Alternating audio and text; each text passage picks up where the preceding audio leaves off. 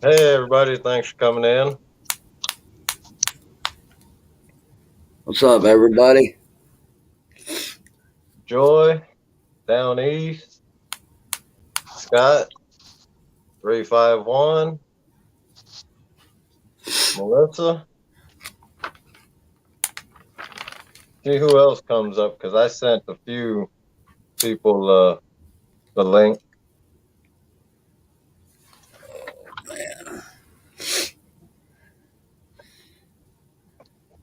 Yeah, it was a rough day at work today, man. Oh, I bet. I bet. I know. I've been there, done it myself, man. You go in on no sleep or maybe an hour sleep and work 8, 10, 12 hours, whatever your shift is. Yep. And My buddy was like, "You was on YouTube all night." Like, yeah. I was like, only until like a little after two or so, about 2:30, 3 o'clock. Yeah. And then it don't help this morning, first thing, man. We got hit last night with about 5, 6 inches of snow. oh, wow. So this morning I went out and it was like, damn. Got home, I was like, I'll shovel tomorrow morning. Yep. Got a path going out to the car and that's it. Well, that's technically all you need. Yeah. It's your city and state that wants you to do more. Yeah. Oh, it ain't too bad. I mean, it won't take me but 30 minutes to do or so. Because I shovel. I got a snow blower, but I shovel. Right. It's I don't like, have enough concrete to worry about getting a snowblower. I mean, it takes me like 10 minutes to do mine. All I have is like, maybe 40 feet of sidewalk and then my steps. oh, nice. Yeah. Yeah, so I was like, man, I'm only 42. I ain't pushing no snow blower. I'll be 42. I'll be 42 this year. I'll shovel. Yep. Saw down east that a vendor at CatCon loves his gear.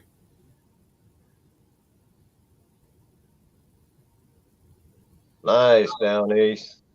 That's awesome. Yeah, I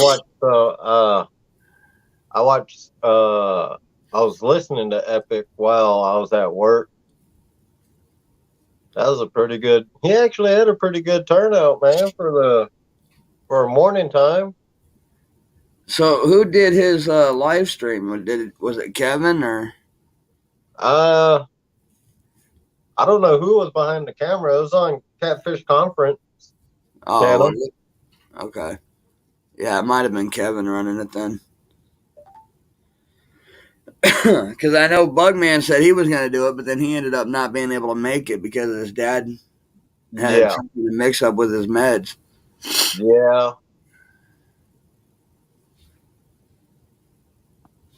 yeah. I seen that. It was like, dang. Thanks for coming in, Gray's Family Fishing. What's up, Chucky Grace? Morgan. I'm going to share you out real quick. Yeah, so I watched a little bit. Uh, I peeked in when I could.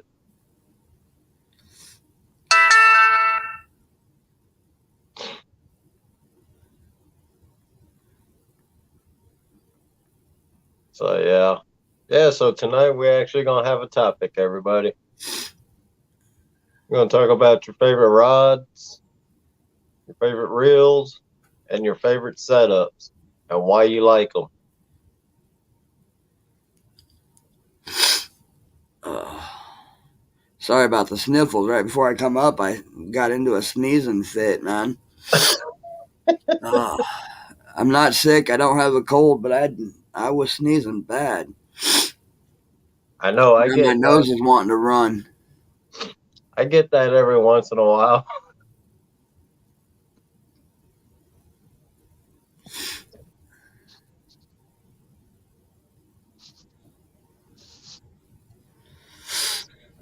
Hey, what's up, Troy? How you What's doing, going Troy? on, gentlemen? How y'all? Well, I was gonna get ready to go to bed here before too long, and then Lance decided to shoot me a link. Well, Mike's pulling an all-nighter again. I got the same link, but he's gonna get me. He's gonna get me laying down tonight. That's fine. I've been in that wheelchair all day working on YouTube videos and TikTok videos, and I'm tired. Yeah, Bet. that's understandable. You did what, an hour and a half, 2 hour live stream yourself today? Yeah, an hour and 40 minutes. Yep. What's up, Don? I got you. I got your wrench taken care of. I don't know how that come off there, but it's fixed now. Yeah, I wasn't too worried about it, but I noticed you only had one or two in there, and Yeah. Well, I give you one, and I don't know how it got taken off, but I'm worried about it because I don't want all that foolishness going on in there. right. I get that. Yeah, I don't know. It's weird because certain channels it's doing that. It's taking wrenches from certain people.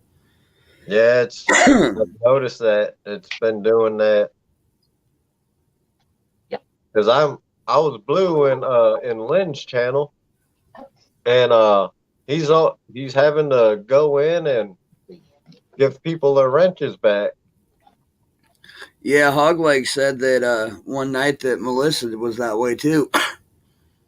Wow.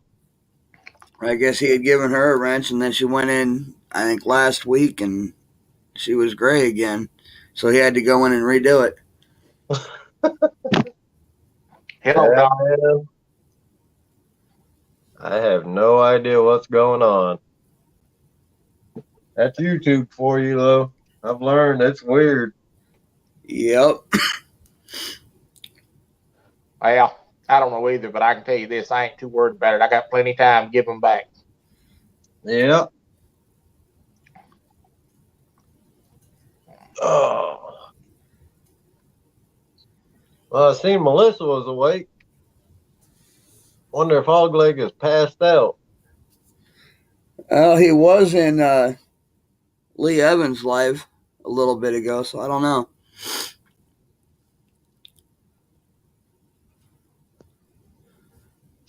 Yeah, I was over there just before I came out. Did you Started send up. him a link? Yep, I sent him a link through text. I'll shoot him a text, see what he says. I was watching y'all this morning, Michael Hogleg's channel from last night while I was getting ready to do live streams.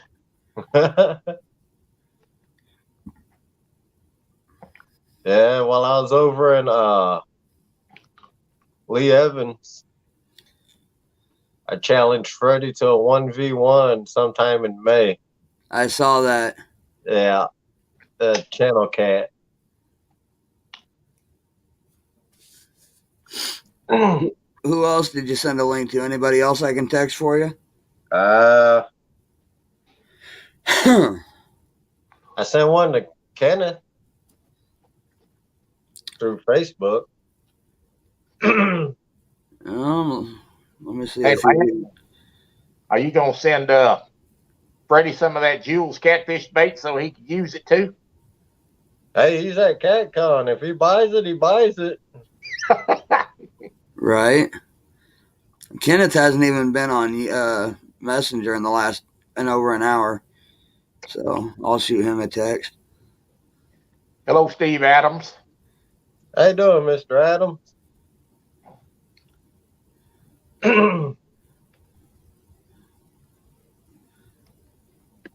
I'll drop the link, Mr. Adams, if you want to come up. Let's see. First, I gotta copy it, huh? That would help.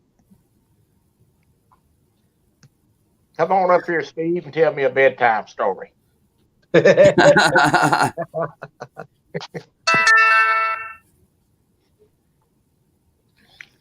right, Hogleg got it. He said he'd be up in a few minutes. All right.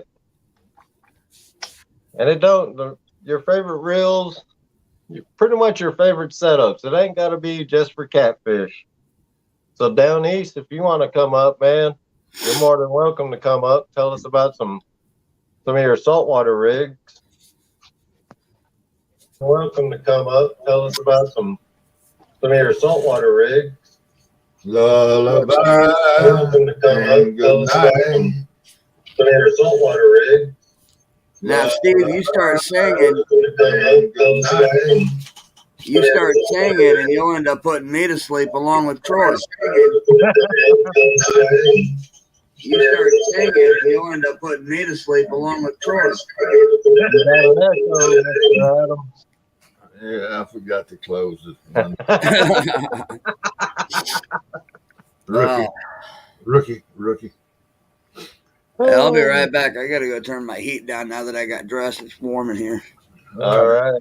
Let me get my rig out of the way, Lance. Yeah. Go right ahead. Put me up there on full screen. I'm gonna explain it. I got all right. Now this is the rig I got that I use. It's called Coach's Rig. I developed it about 20, 25 years ago. I fished in the Mississippi River. Now all I brought is the spacers. You on your main line from your pole, you put a sinker slide on first. You got that, Lance? Yeah. All right, then you put a piece of tubing. Any length, whatever length you decide. If it's swift current, I use a short one. Okay. If it's semi-current, I may use one half this long, or if it's slow current, I may use one this long. And this is about, what's that, 7 inches probably, 8 inches maybe? Yeah, about 6, 7 inches. 6, 7 inches. It depends on the current. Most of the time I use something about this length right here in the Mississippi. All right. All right, the main line goes through the sinker slide, through this, or this, and you tie your hook on it. Okay? Yep. So on your sinker slide, on your main line, you got a sinker slide and a piece of tubing and your hook tied. Okay. Swivel or no swivel, whatever you can put a swivel on there if you want or not. Go back to the sinker slide and the clip that hangs down. You follow me, Lance? Yeah. That's where you tie your weight line on, your lead line. Okay. You make it any length, to the foot, 2 foot, whatever, depending on the trash that's on the bottom, rocks or whatever's down there. Right. And that's it. Interesting. Why you put the tubing on there? To hold the hook out away from the main line. All right. Don't call it tubing, call it a spacer. Okay. You understand? Does it make sense to you? Yeah. See, the sinker slide will be, if your main line's coming through from this, well, hell, I can't do this backwards.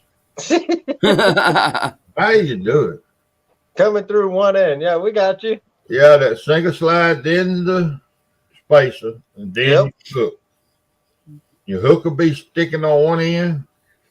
Your sinker slide will be up against the other end, and the weight line will be hanging off of the sinker slide. And this spacer is kind of stiff. Yeah. Stiffer than line. Any spacer you use, aquarium, tubing, it doesn't matter. I'm gonna try that rig.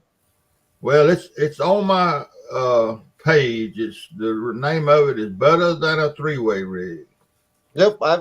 Okay. I've got a video on how to make them. All right. And you can put beads on each end of this tubing if you want. You don't. This depends on, you can do whatever you want to fancy it up, or I just use it basic, and we all know a 3-way rig is good to keep break off and not lose your hook. Right. A 3-way rig has got 2 knots that can fail. It's actually got 3 knots that can fail. The knot from the main line, the knot on the hook, and the knot to the 3-way. Correct. This only has 1 knot that can fail. And that's the knot to the hook. Also on a 3-way, if a fish, and look, I've said this on several of these live streams, and nobody seems to pay any attention, but I'll say it again. How many times have you heard people say on their live streams, well, they dropped that bait, they dropped the bait, they dropped the bait, not they missed the hook, they dropped the bait. Yeah. I believe they dropped the bait because they feel that heavy weight or that resistance from that weight being hung. You follow me? Yeah. With this rig, the only thing they feel is the fishing pole. Mm-hmm. Because it's pulling on the fishing pole, not the weight, not anything but the fishing pole. You only have 1 knot to fail, the one to the hook, and the fish does not feel the weight. All right. And that's my rig. It's actually pretty interesting. I'm gonna try it. I promoted this thing for promote. What is promote? I've told people about it. I've told folks that it's on my YouTube channel. The video is better than a 3-way rig, and I'm just putting it out there again for people. Yeah. That's all. Hey, that's all you can do. That's all. That's all. Some people are scared to try new stuff. It's just like you when you put that slide rig on. Well, yeah. I got enough sense to know in enough hours doing this that I could see the benefit of that slide rig. Who was the first one to order slide rigs? Yep, you sure was. I ordered them that night, matter of fact, because I could see the benefit of using them. You, Avid, and Richard. Well, I ordered them that night, and I put them on 2 of my rods. Oh, what did I get them? I got it in about 4 days. I got them, and I put them on 2 of the poles, and they still on those 2 poles. Yeah. I've given you more feedback on them than anybody on YouTube. I guarantee you I have. I'm the one that told you about the current being tough on them if there's not enough current. Or if you cast it into the current the wrong direction. I used them a lot. And I've watched Fishing in Freedom, Rich. I've watched him catch his PB blue on it. Yeah. Well, I caught 2 flatheads, I believe it was, on it. Yeah. Yep, I remember that. But that's a good rig too. I like that rig, especially using live bait. Yeah, I really like using live bait. Okay, that's all I got to say. Hey, Rustic. And that, you about right, Rustic. You all wrong on that. I can fish, I just don't catch. Oh, yeah.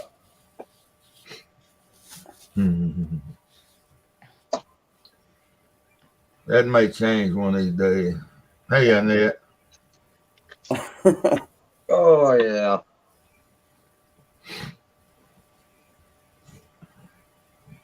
Yeah, I fish real good. I just don't catch nothing. Well, that brings up the next question is when are you going to get back out and try to catch? The weather, man, it's so cold out there right now. I went uptown and bought some hot tamales at the hot tamale wagon, and Go rustic. It's 34 degrees and that wind, and it's wind chill 23. And I swear, if I'd have ordered 3 dozen hot tamales, I'd have had to left them in there. I wasn't gonna be able to stand at that window long enough for them to add one more dozen. Man, it's cold. It's cold right there. 34 degrees, that's a heat wave for me. Well, I know it. And we got that high humidity. It's cloudy, the wind blowing. Good. Hey, I'm still cold. We'll be back up there I think, first of next week, though. Supposed to be back up around 50 or 60, something like that. Well, we've been cold for, I don't know, 6, 7 days. We've been down in the 20s a little bit. It's been a pretty rough cold spell. Yeah, we had one night, we had just, last Monday or Tuesday, it got down to like negative 20 with the wind chill. Yeah, I know it. Y'all been cold too. Y'all been freezing cold though. Yeah. You got to remember, I'm in the deep south, man. We ain't used to all this.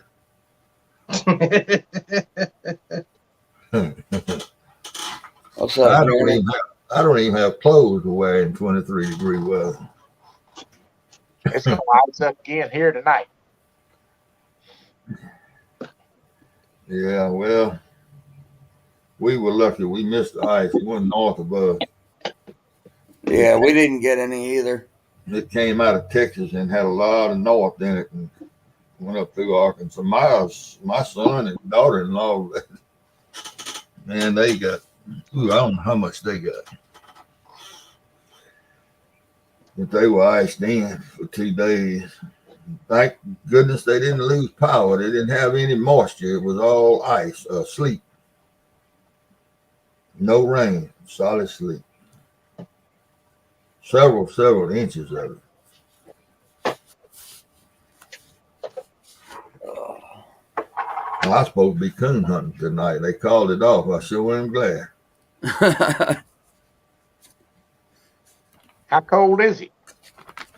They had 23 chill factor with the wind blowing.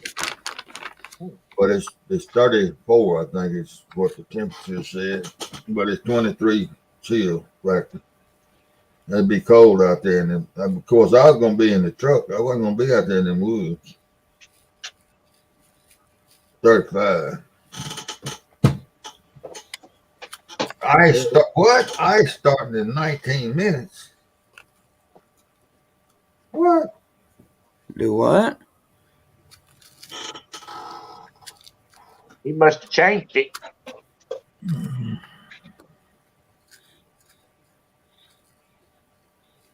See it? Ice starting in 19 minutes. I better check this radar. My wife ain't even at home. She's down at the school at the beauty review. What's up, Mama Joy? Hello, Joy.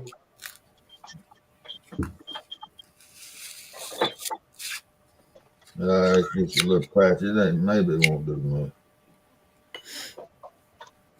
Oh, man. I better send her a text message, though.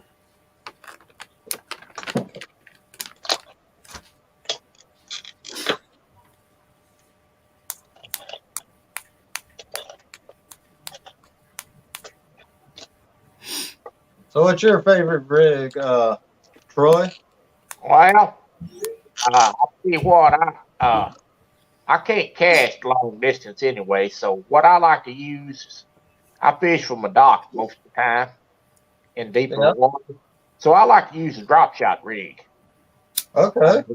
Weight on the bottom and a hook on top. And the reason I like to use that is because one is when the catfish comes up under the bait, he don't see the weight. And two, he don't feel the weight of the line because the weight's on the bottom of the lake.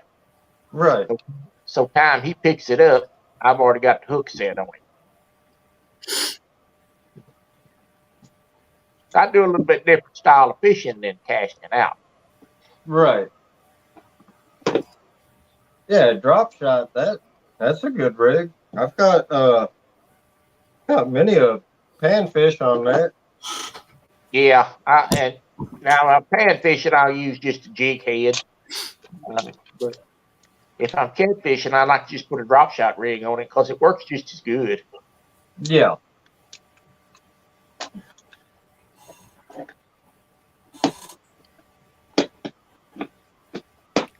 You got a favorite rod and reel you like to use?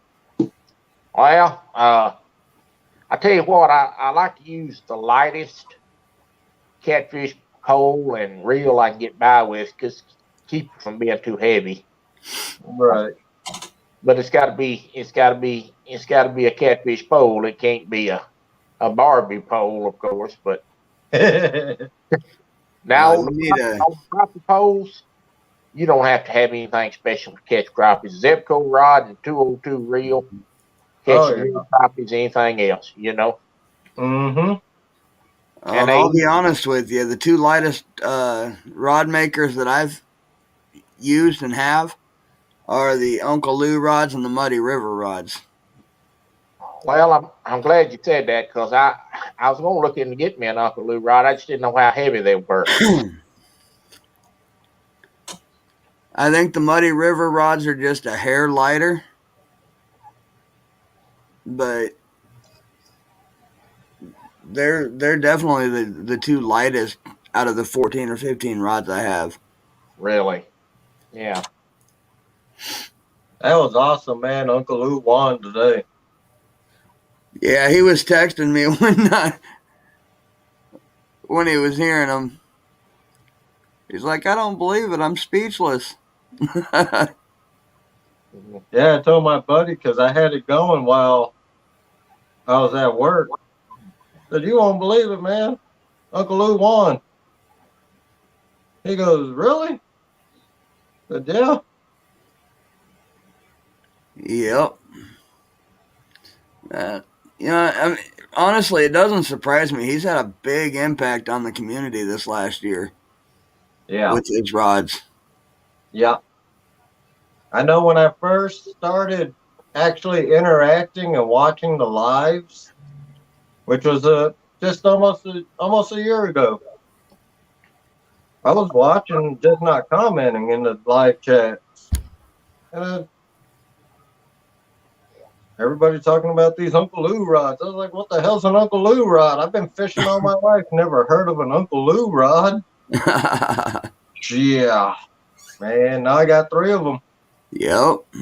He's a major promoter in this community. Yeah. And I'm not just saying it because he's part of the community. Some of the best rods, I would use them. Tell you right now, I would even use the medium action. Any of his rods. I actually have a medium and a medium light, a medium and a medium heavy. Yeah, I got two medium heavy spin casts, and I got one. My bait caster is a medium. Yep. And I would use those rods in the ocean. That's how confident I am with about those rods. Joy says she's fishing a Barbie pole challenge in May, and they have 7 signed up for the challenge. Hey, Hoghead. I mean, Hogleg. I'm doing Hoghead cheese. Thanks for coming up, bud. That's Boss Hog. That's right, Boss Hog. That's what I'm gonna start calling. Hey, Hogleg. I tell you what, dude. I got a request for the boar's nest. All right, go for it. We need to get you in a white suit one night. Oh boy. Hey, Mike. Yeah, and get Melissa and them Daisy Dukes. I knew someone was going to come. Yeah, I'll be all for that now. And on camera. Oh boy. But I would be for that. You tell her what I said. She heard. First tell her what Troy said, and then you tell her what I said. I guarantee you she heard you. Oh, okay. Yeah, I bet she's lurking around somewhere. Hey, Well, Mom, Barry, thanks for coming in, buddy. I sure wish you start that board. There she is. I sure wish you start that board nest at 12 o'clock. Hey, we had CP come in there yesterday morning. I watched the replay today. Did you? I always watch the replay. Hey, Melissa. There you go. Yeah, I watched the one I got up this morning. Kenneth is having trouble getting in there. And of course, Jerry was in there with his no information stuff. Yeah. Yeah, see, Kenneth come up after I left. Yeah. Hogleg kept asking. I think Hogleg must have asked him about 10 times about this tournament he was talking about, and I listened to him. Melissa. I still don't know what he said.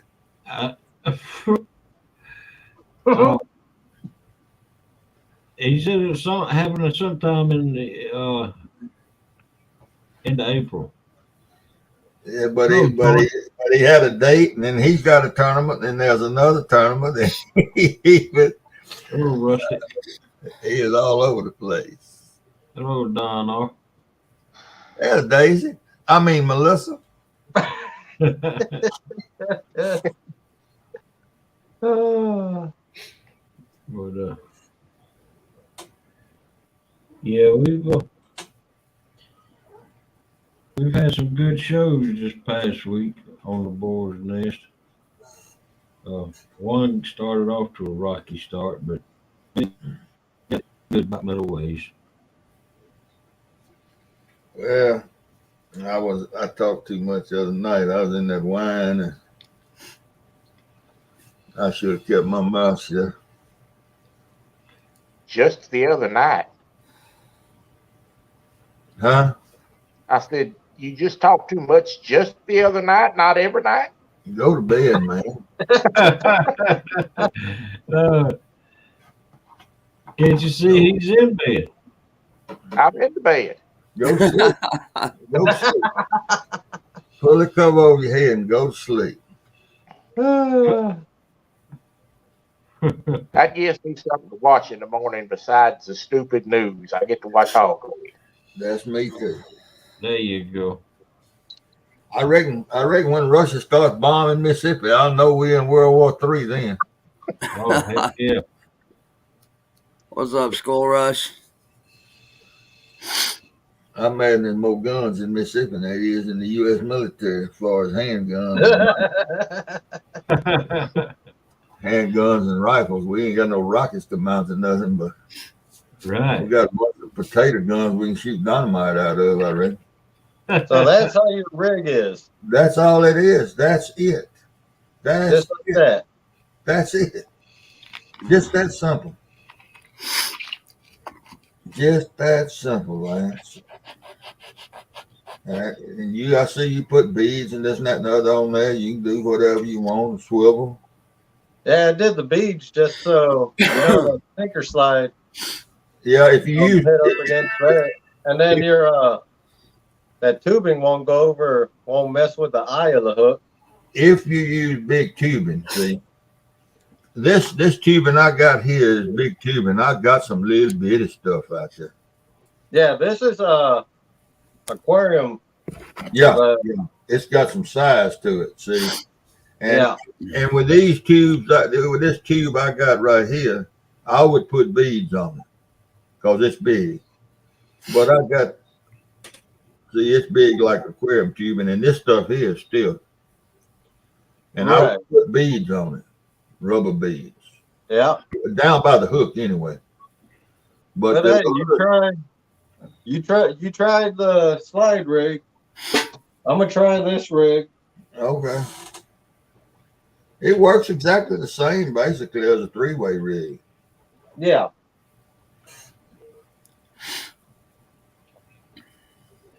And everybody, we all got we got the expensive rods and reels right there. Shakespeare Tiger. Yep. Cheap as can be, man. I've seen many a salmon pulled in with these rod and reels.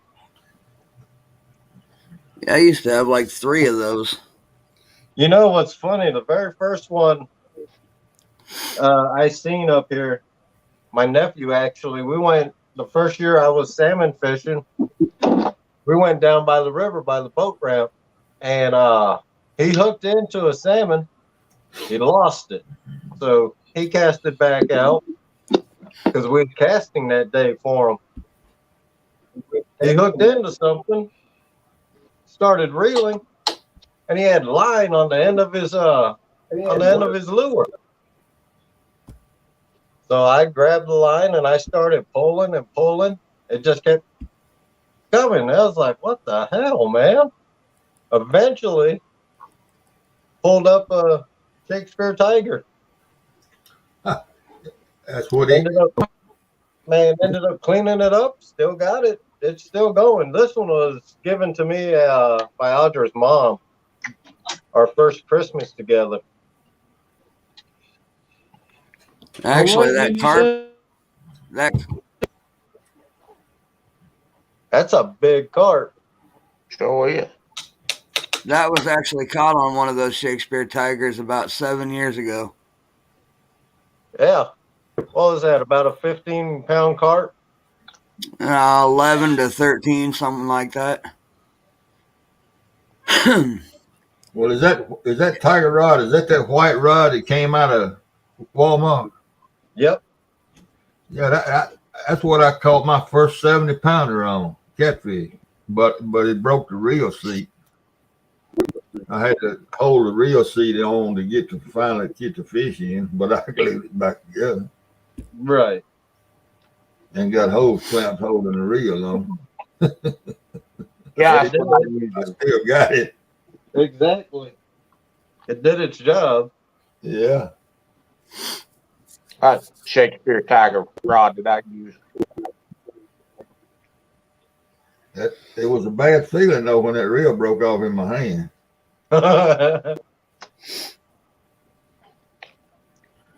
Thanks for dropping that, Melissa. Yes, thank you. Yeah, now the cheapest rods I own 2 Lew's spinning combos that I got at Walmart about 4 years ago.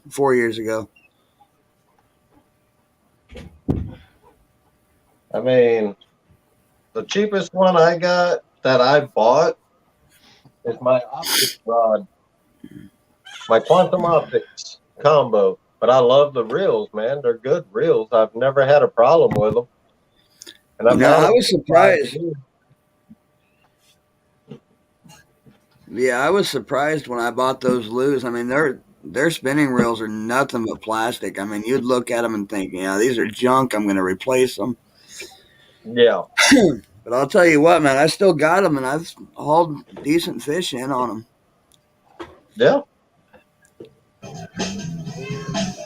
I mean, especially for somebody just starting out. I mean, Walmart is the place to go. Yep. Yeah, my big blue cat was only 13 pounds, but I caught him on that Shakespeare rod, Tiger rod. Mm-hmm. My very first. I've got a lot of 10 and 12 pound channels and 6 and 8 pound flatheads on those Lew's. Mm-hmm. Yeah. It's all about knowing how to fight a fish. Yep. Of course, it doesn't hurt that I put 30 and 50 pound braid on both of those reels too. Kind of overkill for what they're supposed to be, but it works. Yeah.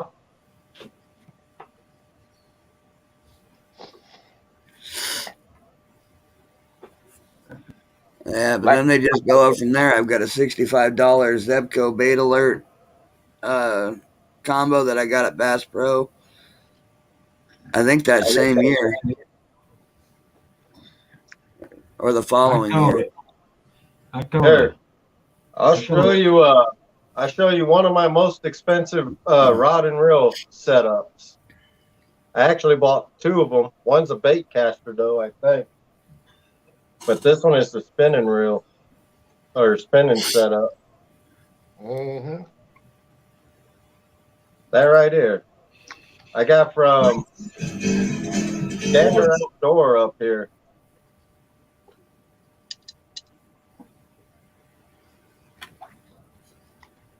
It's just I think Akuma makes these, if I'm not mistaken. What's it called? Sakana. Sakana. It's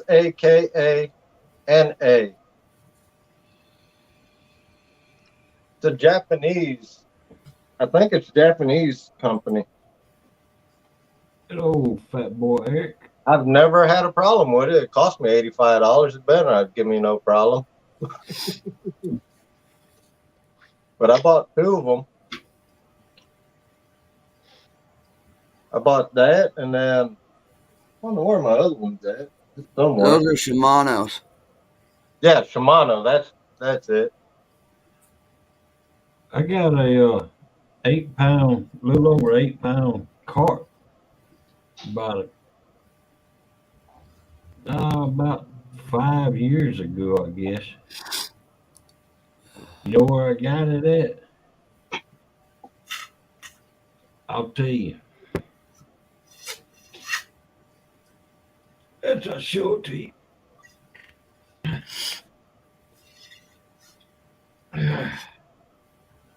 I think the bait caster, same one. I got it at the flea market.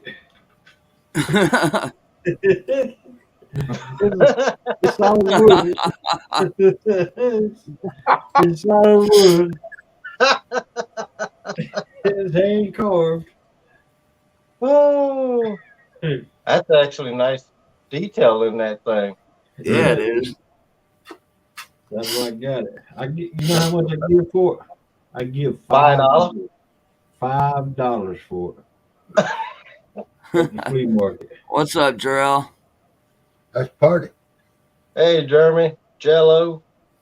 Well, there's no information, Jeremy tournament, yeah. And that's the only carp I've ever caught. Hey, Jello. Now, you want to hear the funny thing about that carp that I got that I just had the picture up of? Yeah. You know what I caught that on? Skull Rush. I caught that carp on a dip worm with catfish bait. Really? Yeah. Oh, Now wow. that you bring it up, I did catch my 14.5-pound carp on the Jules catfish bait. Because that's all I was using that day.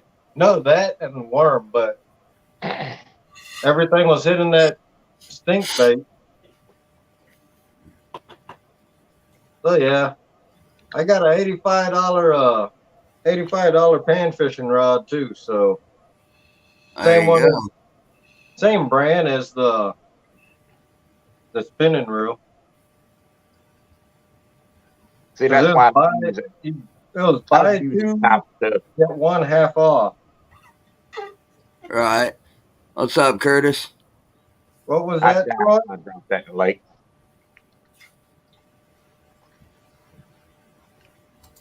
If I drop a $20 Zebco in the lake, I ain't worried about it. If I drop that in the lake, I'd go ahead and die. Hey, How Curtis. you doing, Curtis? Well, I hate to tell you then, Troy, you're not going to like my most expensive rod and reels.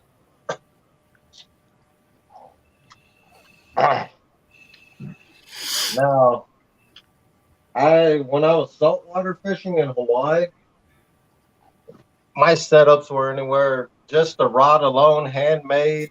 I picked everything that went on there. I paid about $400. Good grief. What? But I picked the color.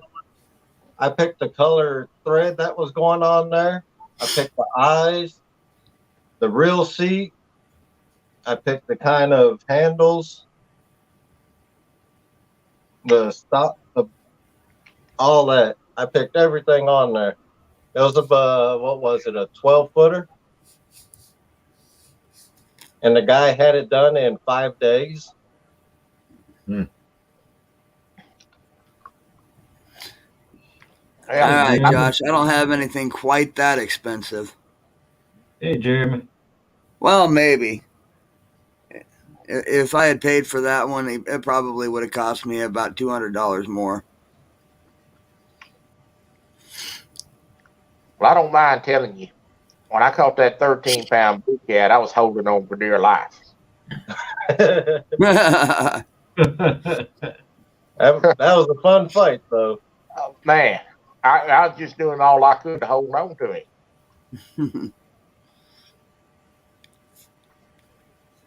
him.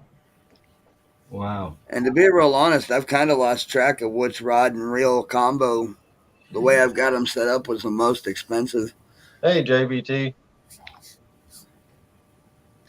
I'd have to go. No, man.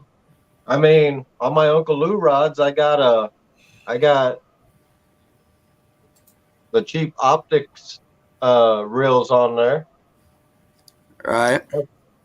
They work, man. I mean, like I said, I've never had a problem with them. $25 rod or $25 reel. Yep.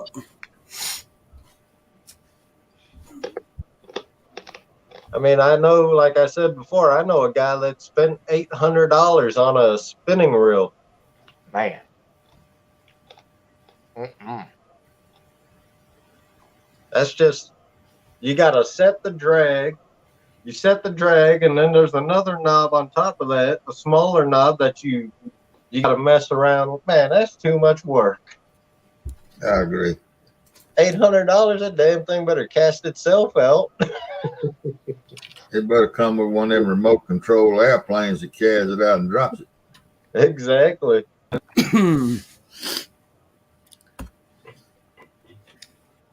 Oh, St. Croix. Yeah, them are some good. All right, so this is probably my most expensive spinning setup. And I don't know if you've ever seen Mark, the fishing magician. When he's done his streams, he's got that brown Shakespeare ugly stick tiger. Yeah. Well, that's what that is. That's medium heavy. It's $95 at Bass Pro. Yeah. Just for the rod. Paired up with a Penn Battle 28000. Uh-huh. That I paid $170 bucks for brand new. Hey, you can't go wrong with Penn, though. Chucky Morgan. How you doing, Chucky? Hey, Chucky Morgan. And I do believe this is the most expensive casting rod and reel setup. And this is a 6-gill Erebus. I believe this is. Don't say. I think this is a medium. Paired up with the Shimano Dakota 600 line counter reel. Oh, man. By the time I paid for the reel, paid for the insurance, was almost $260 on a $110 rod. Ooh, boy. Blue Line in here? Hey, Blue Line, how you doing, man? I don't. Oh, yeah, there you go. Thanks for coming in, Beverly. Y'all want to see my most expensive rod I own? Award-winning, might I add.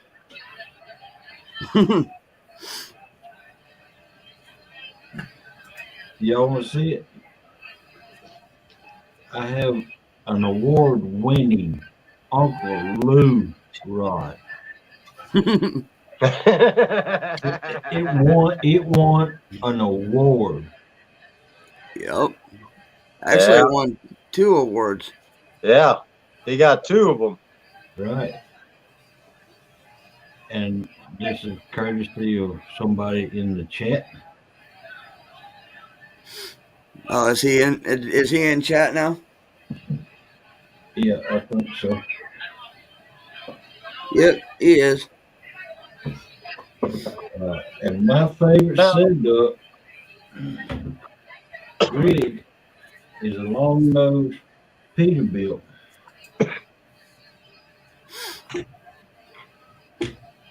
I'm still trying to figure out if I'm the only one in Wisconsin with Uncle Lou rod. Now, my Probably. favorite setup, my all-time go-to setup is simply a main line,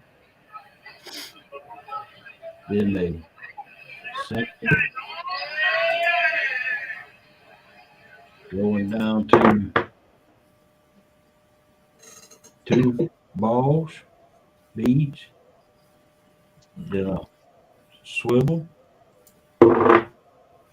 and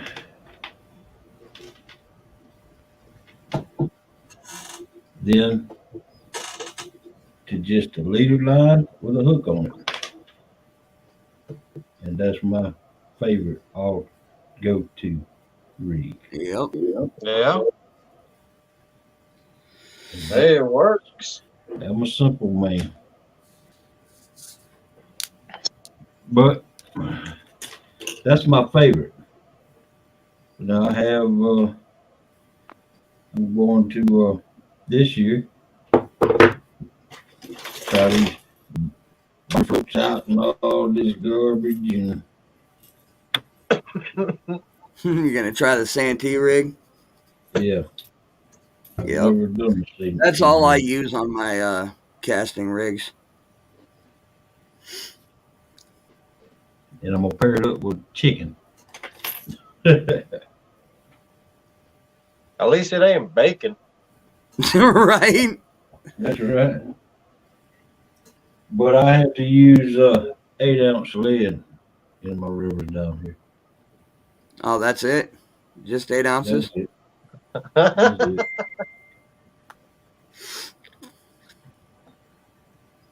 So now, if you want to start talking Uncle Lou setups, this is a medium heavy paired with a Pen Warfare 15. That right there.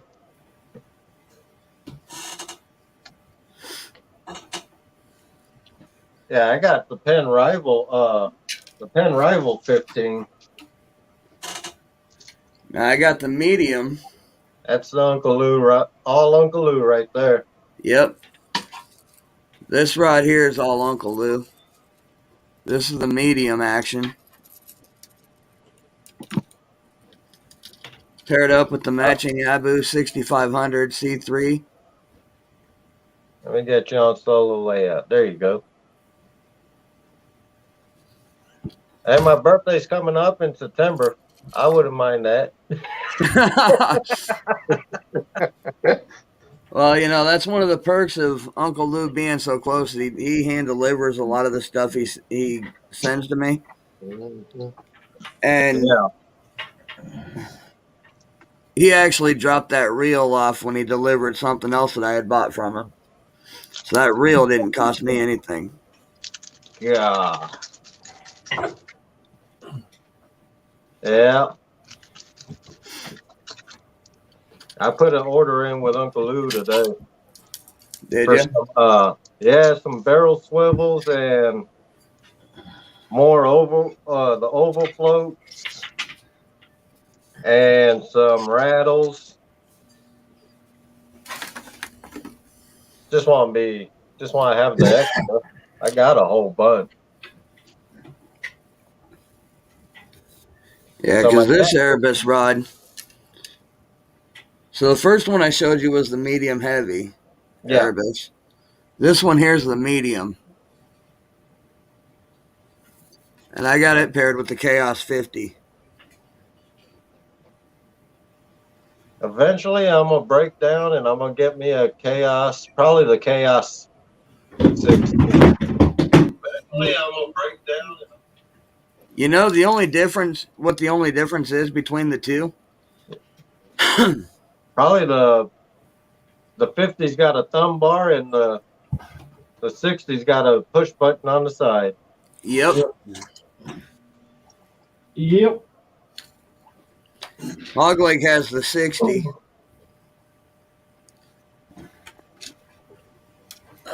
Yep, I got the 60. Because then I got one of Jeremy's favorite rods, the Big Cat Fever, white. And this one's medium heavy. Paired with the Daiwa AccuDepth. About the same price as a Pen Warfare. Nice. Joy, do I like pokey? No, I don't like it. I love it. Okay. I don't know what that means. I'm just wondering where that conversation's going. Raw fish. Oh, okay. Raw fish, soy sauce. You can put seaweed in there. Sesame seed oil, stuff like that.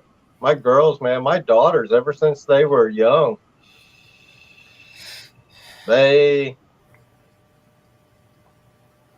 love the stuff. But you know, Lance, we can't forget Curtis's favorite out there in chat. Let's see that.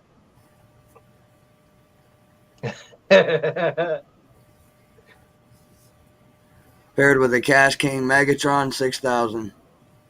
Now, what rod was that? I know it's a chunky rod, but that is a 10-foot ugly stick catfish special. Okay.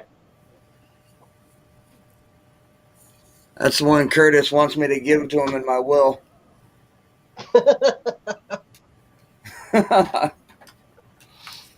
Man.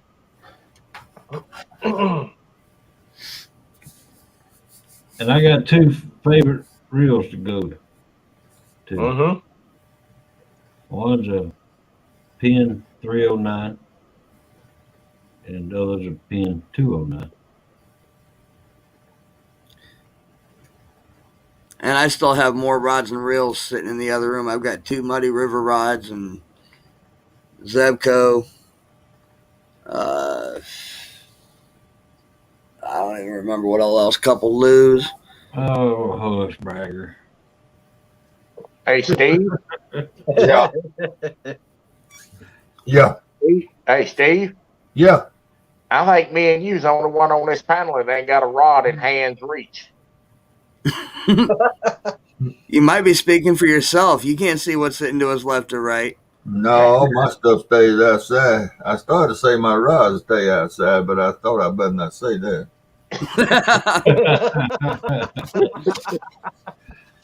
Oh, good. No, all mine stay outside. Yeah, mine too. I don't trust people around here enough to keep mine outside. I don't trust them either, but I figure my day will come. They'll get me. I had to go out there in that freezing cold to get them 2 pieces of tubing. I wasn't going to bring no fishing rod in here.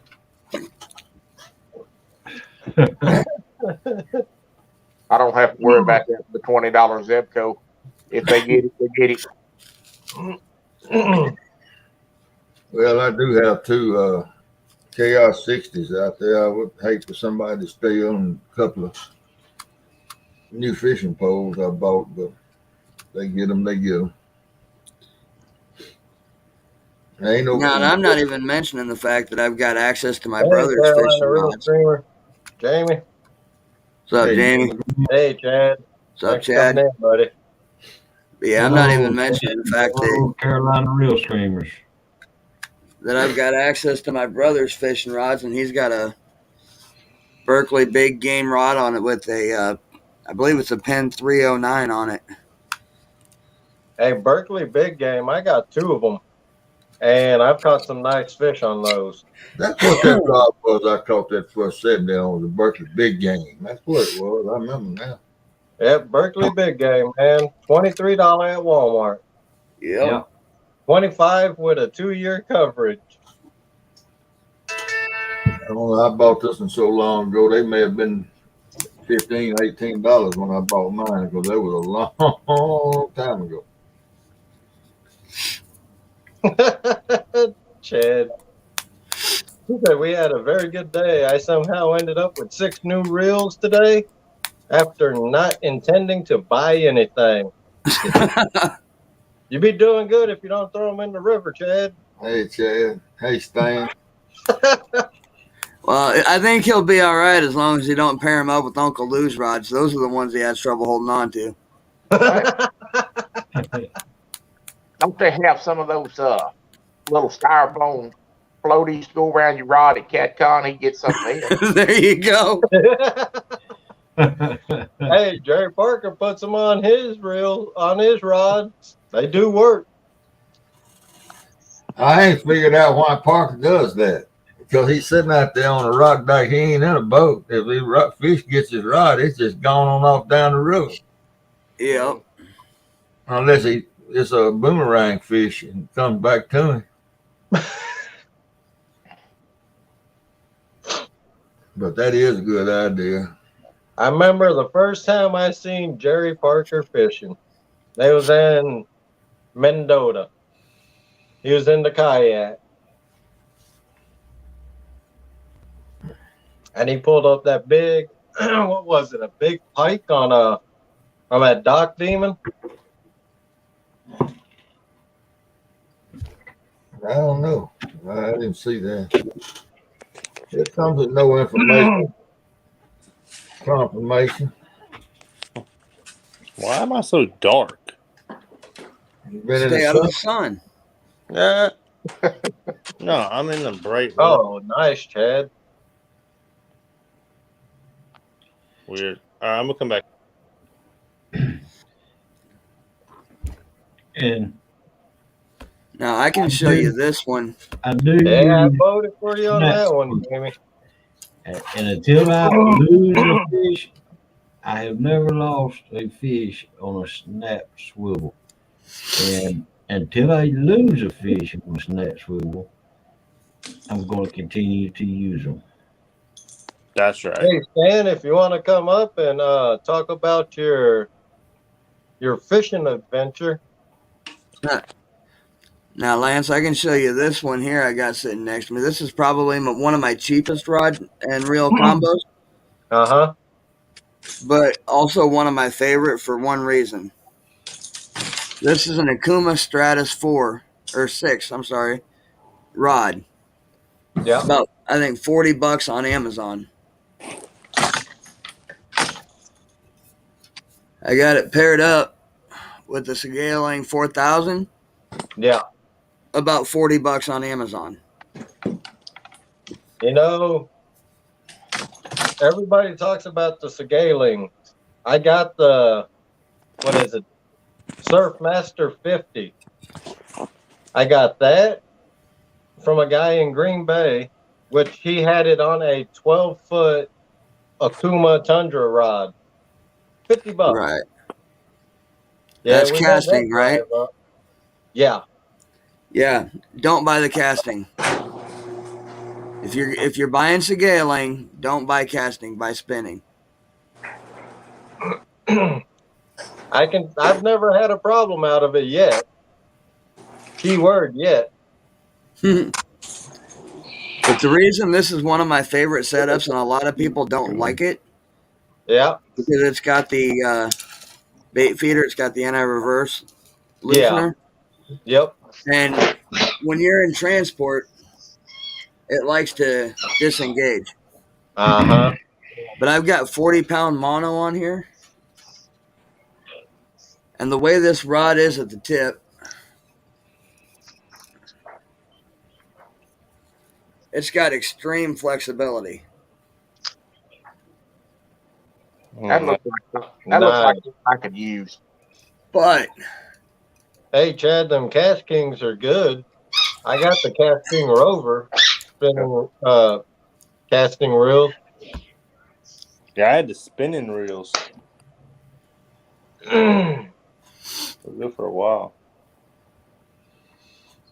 Yeah, that's my all around rod and reel, because the way the rod is, you can use it for cat, you can use it for bass, you can use it for panfish, and never have to change the line. Nice. That is a nice reel. That's a chameleon, what they call a chameleon finish, ain't it, or something? That's chromed out. Yeah. Okay. Yeah, you've seen certain cars people get, and they get them custom paint job on them to look all chromed out. That's the way that reel is. Yeah, that's actually a nice reel. Yeah, I know that's right. $25 a piece. That's hard to pass up. Right? Mm-hmm. Yeah, Chad, I heard those Cast King rods are actually some good rods. You didn't waste your money there, man. Cast King is actually a good brand, in my opinion. Just because it ain't expensive doesn't mean it ain't good. Hello, Kenneth Powell. Take down catfishing up in the house. Can it? Actually, I think I've got my Cast King reel. Is it my internet or is it everybody's? What? What? Must be yours. You sound all right on my end. And come back. All right. Guess what, Jim? What's that, man? It's your internet. I believe it is. Hey, Jeremy. Told you. Hey, Kenneth, why don't you come up on panel, man? Tell us about your favorite rod and reel.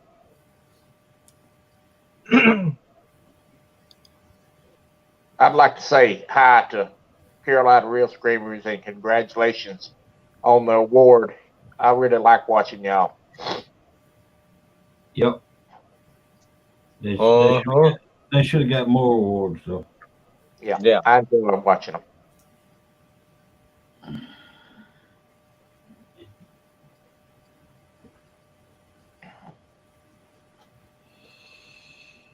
Chad said he felt guilty, so he called Uncle Lou and ordered more rods.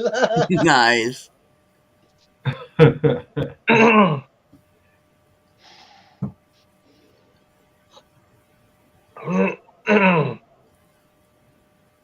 in the bed, Kenneth. Come on, get up here.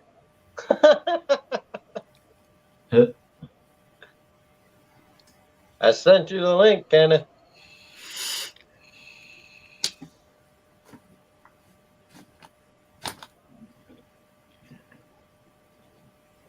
Yeah. You ain't gonna show us nothing but your head anyway, Kenneth. And he got Put a the hat big on old head. and jump up here.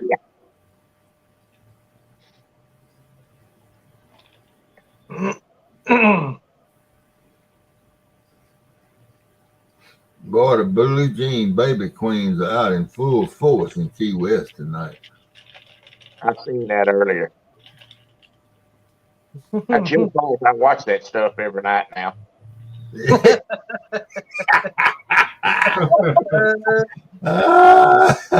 So it is. That's the last thing I turn on at night when I go to sleep. Willie T's. It's a bunch. Don't say that, Truck, while you laying in bed. I am. Troy, it's a bunch of them that put Willie T's to shame now. Well, I got to tell you, I watch that all the time. I turn it on there at night and watch them. I can't even watch them. They get a little dramatic about 1 a.m. Yeah. Don, Uncle Lou don't have 10 foot. Not yet.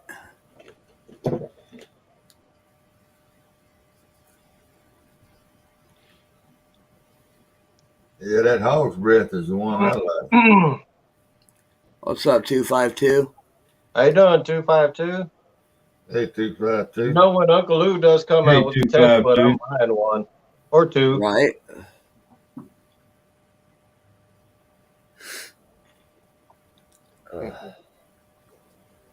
Willie T's.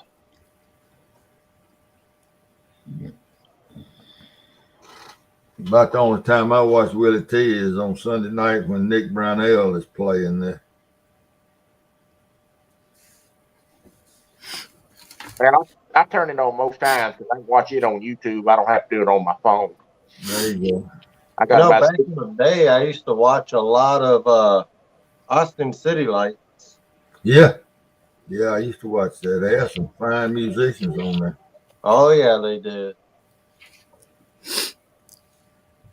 I got about 6 streaming TVs in the house. I don't miss nothing. And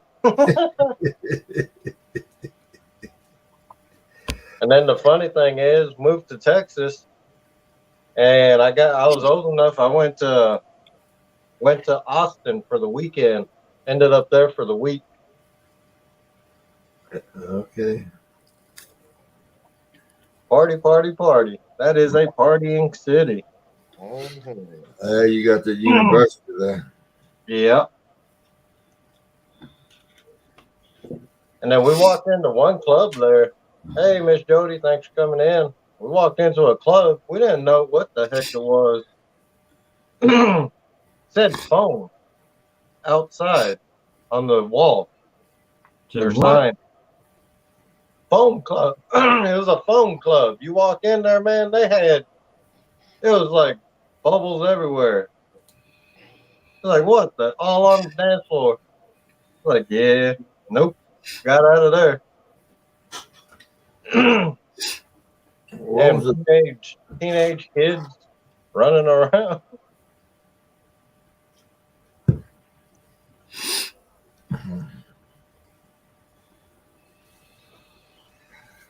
Yeah. Honky tonk days are over. Yep. Yep.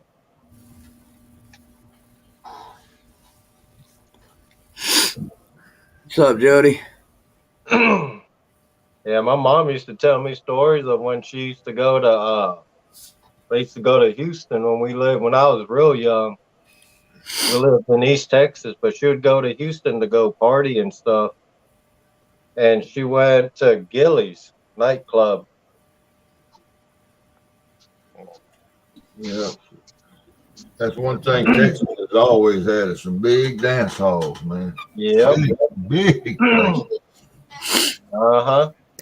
And they may spring up anywhere. You may see one anywhere. Yeah, Jody. Jody wrote. There's one we used to go. I used to go to. It's just out in the middle of nowhere in a small little country town. Yeah. Used to go there, cut the rug, 2-step.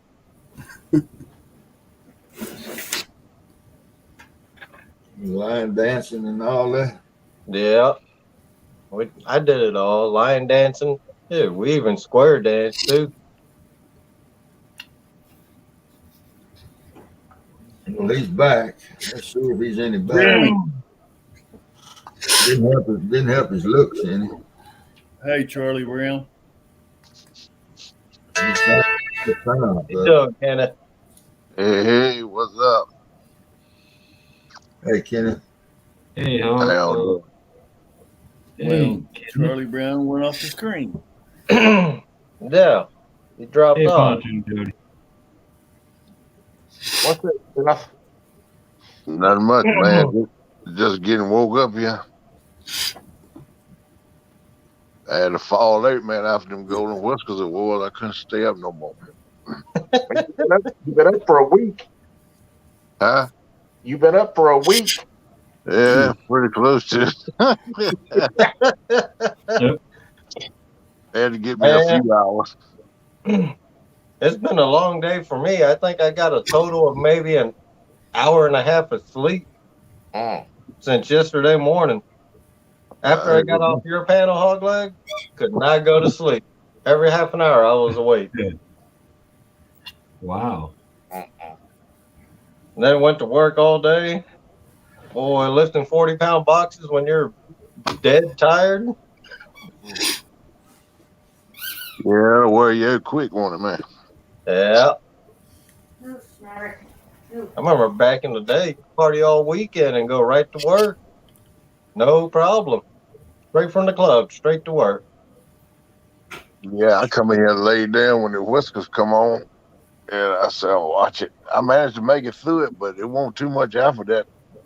I fell asleep. I woke up, my phone was still sitting there. The show won't on no more, but the phone was still sitting there. I said, man. And then I looked, Lance, Mike done sent me a message, said, Lance done sent you a link. I said, oh, okay. Well, yeah, I got that link too this evening. I thought we were supposed to be out at the lake fishing. And I'd come on and everybody's showing their poles and playing show and tell. Yeah, the wife is sleep is out before I come up here, man. Hey, Jody, how you doing? I Hope you're having fun at still Cat got, Town. I'm gonna leave my icon up because I still got my jammies on. So, Jeremy. What's up, Dad? What's going on there? So, Jeremy, I tried to say it earlier in chat. Or Glad you had fun last night, Jamie. Anytime, man, you're welcome. Congratulations, Jeremy, on your award. Oh, thanks, man. Appreciate that, buddy. And I must have been on the forklift. You won an award for what? Being the ugliest? Being late to my live streams? No. I guess they like my flathead. That's all I can say. Oh, yeah. That 62-pounder? 64. We're just, Well, you thought it was 12 pounds, so. I did think it was 12. Only a 12-pound fish. That's a big 12-pound fish. I know, right? Well, y'all voted for me. And then Carolina Real Screamers got the Fancy Boat Award. Mm-hmm. Right. That's right, man. Good time, man. Yes, congratulations to them. Oh, they're on chat. I mean, hell, y'all, hopefully y'all voted for me, so that's cool. Well, I texted Rebecca. Glad you're having fun down there. And I was like, hey, I need a picture of your boat. And she was like, why? And I was like, because I'm going to nominate y'all for, like, the Fancy Boat Award. So she sent me one, and then, hey, they won. Awesome. Yeah. Yep. I voted for theirs. So, Jim, what's your favorite rod and reel and your favorite setup? Oh, I don't know. I'm kind of torn right now between Uncle Lou and my Slime Cat rod. And I've got PC Fun 50s on those. Nice.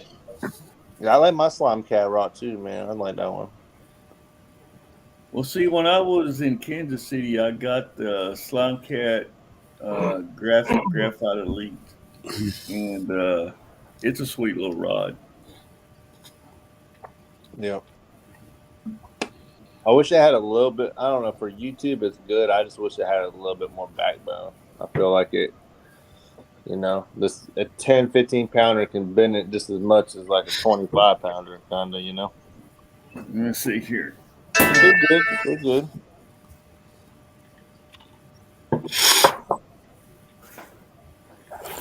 I'll be right back, fellas. I'm going to go grab some coffee. Grab me a cup while you're in there.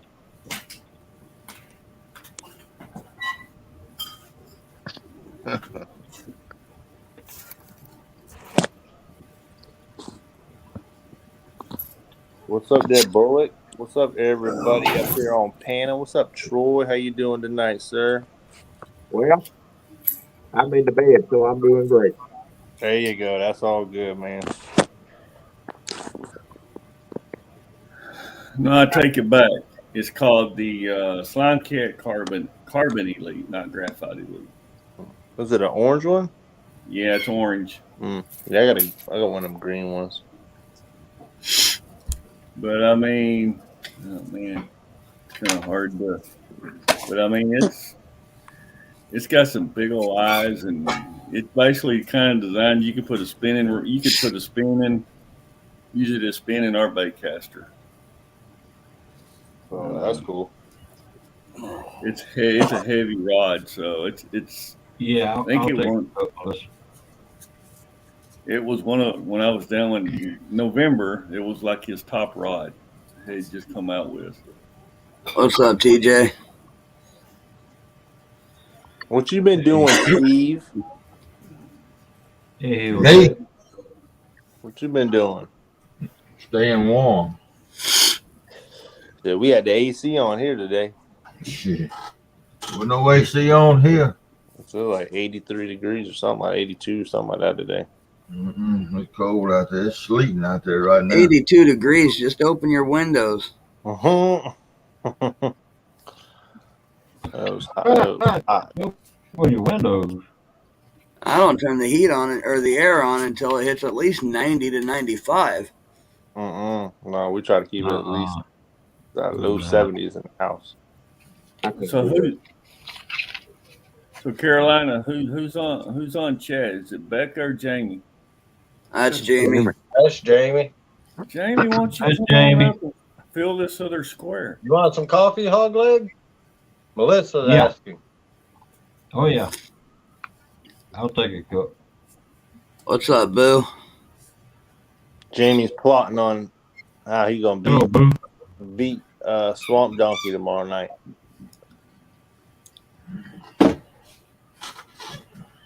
Oh, so y'all gonna do the fish off? Yeah, we're just gonna Jeremy? be fishing. No, we're not. Jamie said that Rebecca's going to outfish you tomorrow, Jeremy. Yeah, Rebecca been talking a little smack to me today. We're gonna have a little. Yeah, we're just gonna all fish tomorrow. They're supposed to come down maybe if they can make it here in time. Or we're just gonna. Me and my brother's gonna be on a boat. I'll be on my buddy's boat. And I got 2 more spots. You gonna be on your buddy's boat? Yeah, he got power poles on his boat and stuff, and he's been wanting to come out and he's done a live stream with me a long time ago. So he wanted to come out and do some stuff, and we're gonna go fish in a new area. So you're bringing your brother along. That way y'all know you're gonna catch fish. No, he's gonna be in his spot. He's gonna be on his boat, and then when him and his girlfriend they're gonna fish for a while, and whenever she wants to go back in, he's gonna put his boat up and probably hop on a boat with me and my buddy. Jamie said, "Taking you down, JTC." Hey, Jamie, you know what I told Rebecca earlier? You know what I told her? Dang, I forgot I got an envelope. I need to. Now, I do know, Jeremy, that both you and your brother have stated that you're going to go live tomorrow, but which one's going live, you or him? Both of us. Both of you? Yeah. We don't know what times yet tomorrow, but we're just going to play it by ear. And one of us will go live, then fish for a while, and, because I know I'm going to go live at some point, and Carolina Real Scrimmers come down, they going live at some point, and then my brother's going to be live at some point. We don't know what order, but we're going to do it like that, and then, Are y'all going to try to be on the same screen or what? Just swap it back and forth? Yeah, we're going to swap it out, but we're going to probably end up being up on screen too. We're going to play by ear tomorrow, mess around and stuff like that. But we'll have a little friendly competition. Jamie said Rebecca said she ain't saved. Oh man. Send me a notification. Oh yeah, we will. Yeah, man. Yeah. Whoever decides to go live tomorrow first. I might do it tomorrow first in the daytime for a little bit. We still got to catch bait and all kind of stuff tomorrow. So Where you going? Yeah. It'll be good. Okay. You didn't get my text message? Deleted up here. Hey, let me ask y'all. Like, do y'all like All right, man. fishing? I promise you will not be disappointed with the bait. Hey. Oh, you talking about steam bait? Yep. Yeah. That's awesome, Miss Jody. Thank you. No, sir. I'll be in there 5 minutes. So your guys are down there selling their bait? Yeah, they got two. I believe they got two booths down there. Hey, Troy. Yeah, I see what you mean about Willie T's. They rocking tonight. I'm telling you, it's like watching them. They'll not be in a fight in a little while. This is a big night. They may be showing off bumpers in there before it's over with tonight. I know. Make me want to get up and go to the honky tonk. How you doing, Big Matt? Thanks for coming in, buddy. Hey, Big Matt. Hey there, Big Matt. Hey, Big Mac. All right, so I just got some news about Uncle Lou. Oh boy. He been texting me off and on here today, but he just told me that he's in the process right now replying to In Fisherman magazine Awesome, man. because they want to include his boards in an article on their planer boards for catfish. That is awesome. Really? That's cool. That is awesome.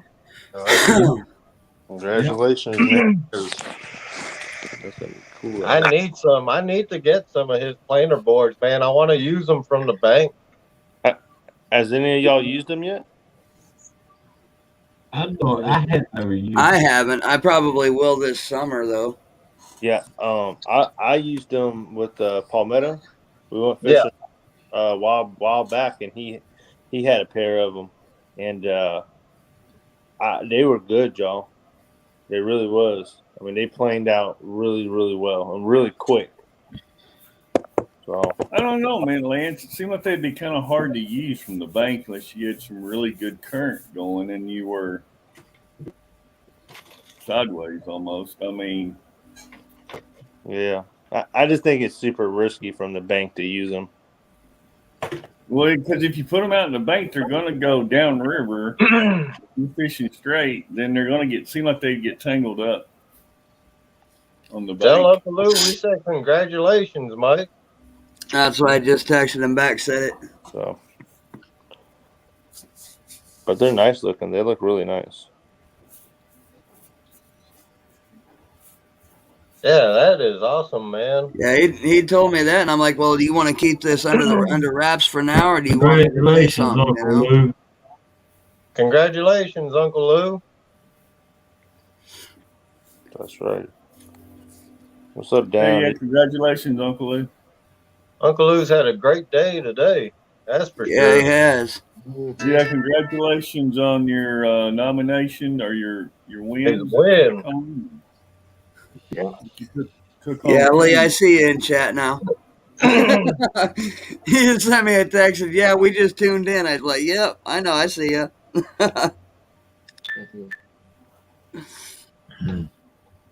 Way to go, Uncle Lou.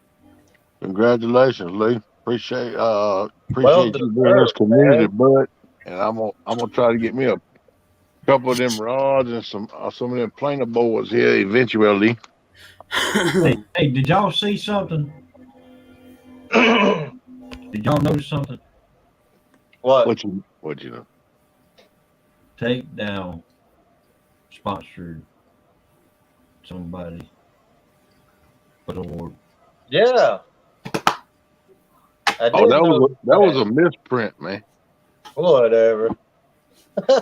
Yeah, whatever. I got to talk with Kevin about that too. Tell him quit making them misprint. Oh man. Hey, whatever. I must have missed that. No, I thought I'd help him. Make, he come up. I was on live when they told me the Whisker Awards, and he's telling me he wanted sponsors for the awards. So I emailed him, told him I'd sponsor one. Yeah, That was good of you. That was nice of you. Yeah. Miss Becker was a hero, man. That girl sponsored most of the awards that was given out tonight. yeah. He's amazing, man. She's got the giving his heart anybody I ever seen, man. Uncle Lou does too, though. Uncle Lou gives a whole lot too. Oh yeah. Everything he got today, man, was well deserved. Definitely. Yeah, no doubt about Yeah. that. I was tickled to death to see it too. I was grinning like a mule eating bra. Yeah. Yep. I was glad to see Rock Bottom 1-1. I mean, I don't know if y'all watched his channel, but I mean, he's got some really good videos Yeah, he out there. does. That old boy fishes hard too. He does. I Yeah. mean, he puts his thing. You know, he's not really, part of the. Well, I mean, I couldn't say he's not part of the family, but you don't see him out on chat or anything like that a lot. But I mean, he puts out a nice show, and he does a really good job of editing and everything. And Dale Hill Slip. Hey Slip, thanks for coming in, buddy. What's up, Dale? Dale H.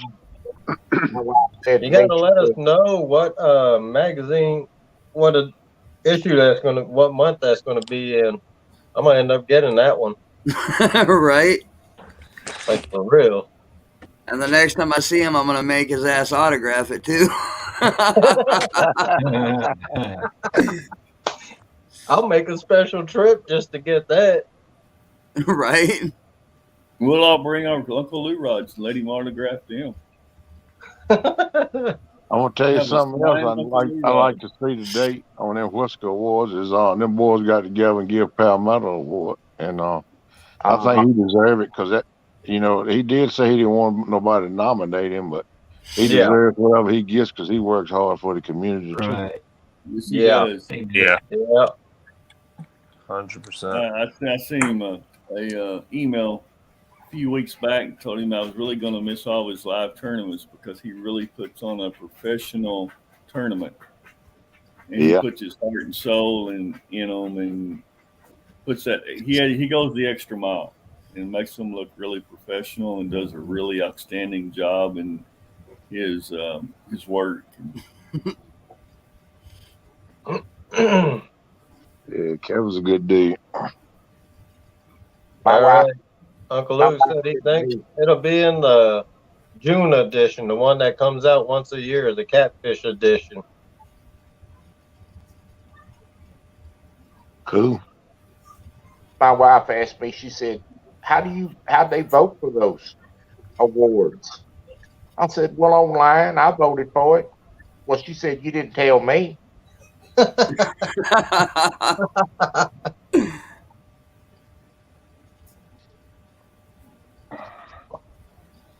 Well, you'll get in trouble. You keep doing that.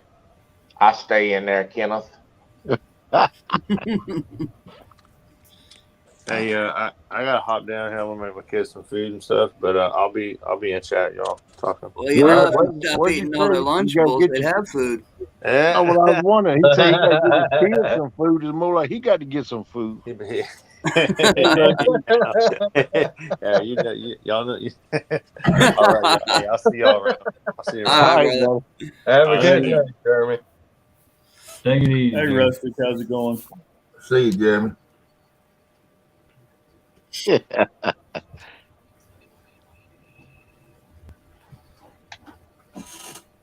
Skull Rush, what's up?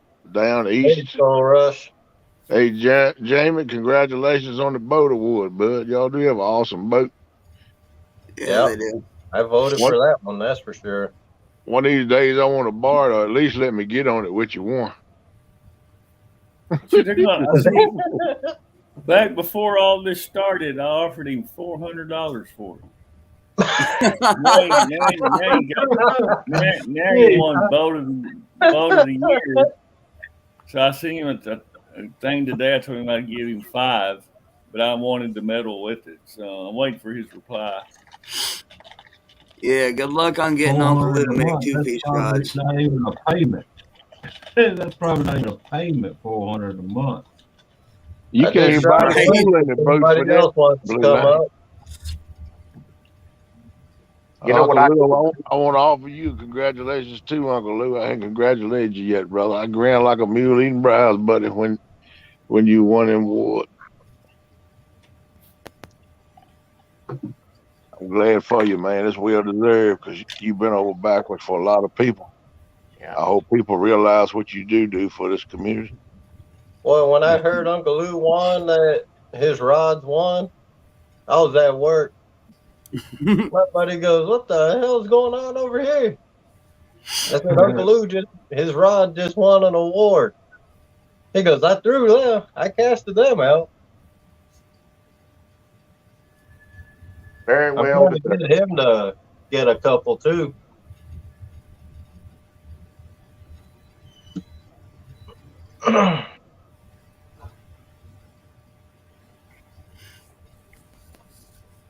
Yeah, it was good, man. I'm glad to see him go live on tape. Kevin did a good job with the show too. Yeah. Yeah, that time warp door was really cool. Like you went into one screen and you come out the other one. I need to get me a jacket like Kevin had on. I think he had pants to match it too. I'm glad to give Steve Douglas an award too. He deserves it too for everything he's done. Yep. Yeah, for him putting together just the cat con alone, man. I know he has a whole team to help him, but still. Well, you need a whole team to do it. One man can't do all that by himself. Exactly. That's a lot of work, especially One when man you're or doing one woman. Either way, man or woman, can't either one do it by themselves. They're gonna have to have a team. Yeah. Right. It's a lot of work when you're doing multiple venues in multiple states and trying to keep, and then you got all the distributors and stuff that you're trying to get there. Yeah. Oh, it's Rustic. How you doing, Rustic? I thought What it you was guys doing? Hello, Rusty. Hey, what's going Send on? you up here, How you doing, spinning Troy? man. What's your favorite rod and reel and your rig setup? Who, me? Yeah, you. My B&M pole and 30-pound test line. I got a Fluger reel on it. And I like the high and low rig unless I'm fishing out in the main Mississippi for blues. And then I go with circle hooks, three-way swivel with a short leader line, about 50-pound test, and then a breakaway line, about 17-pound test. That's about it.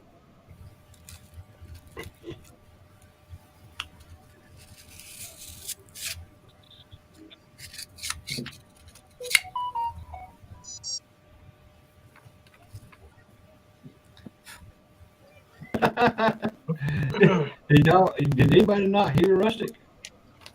No. Can't hear me? I can hear Yeah, you. we hear you.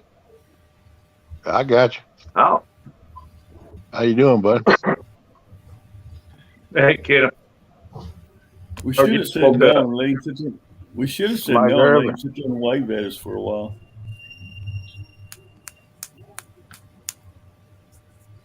So, Rustic, what did you think of the awards today? Look at Don R. Some of them I have no opinion on, but some of them is well deserving. That's about all I got to say about it. Other than that, it was a pretty good show. It was a good show. They did a good show. They did a good job. What's up, Yeah, MI6?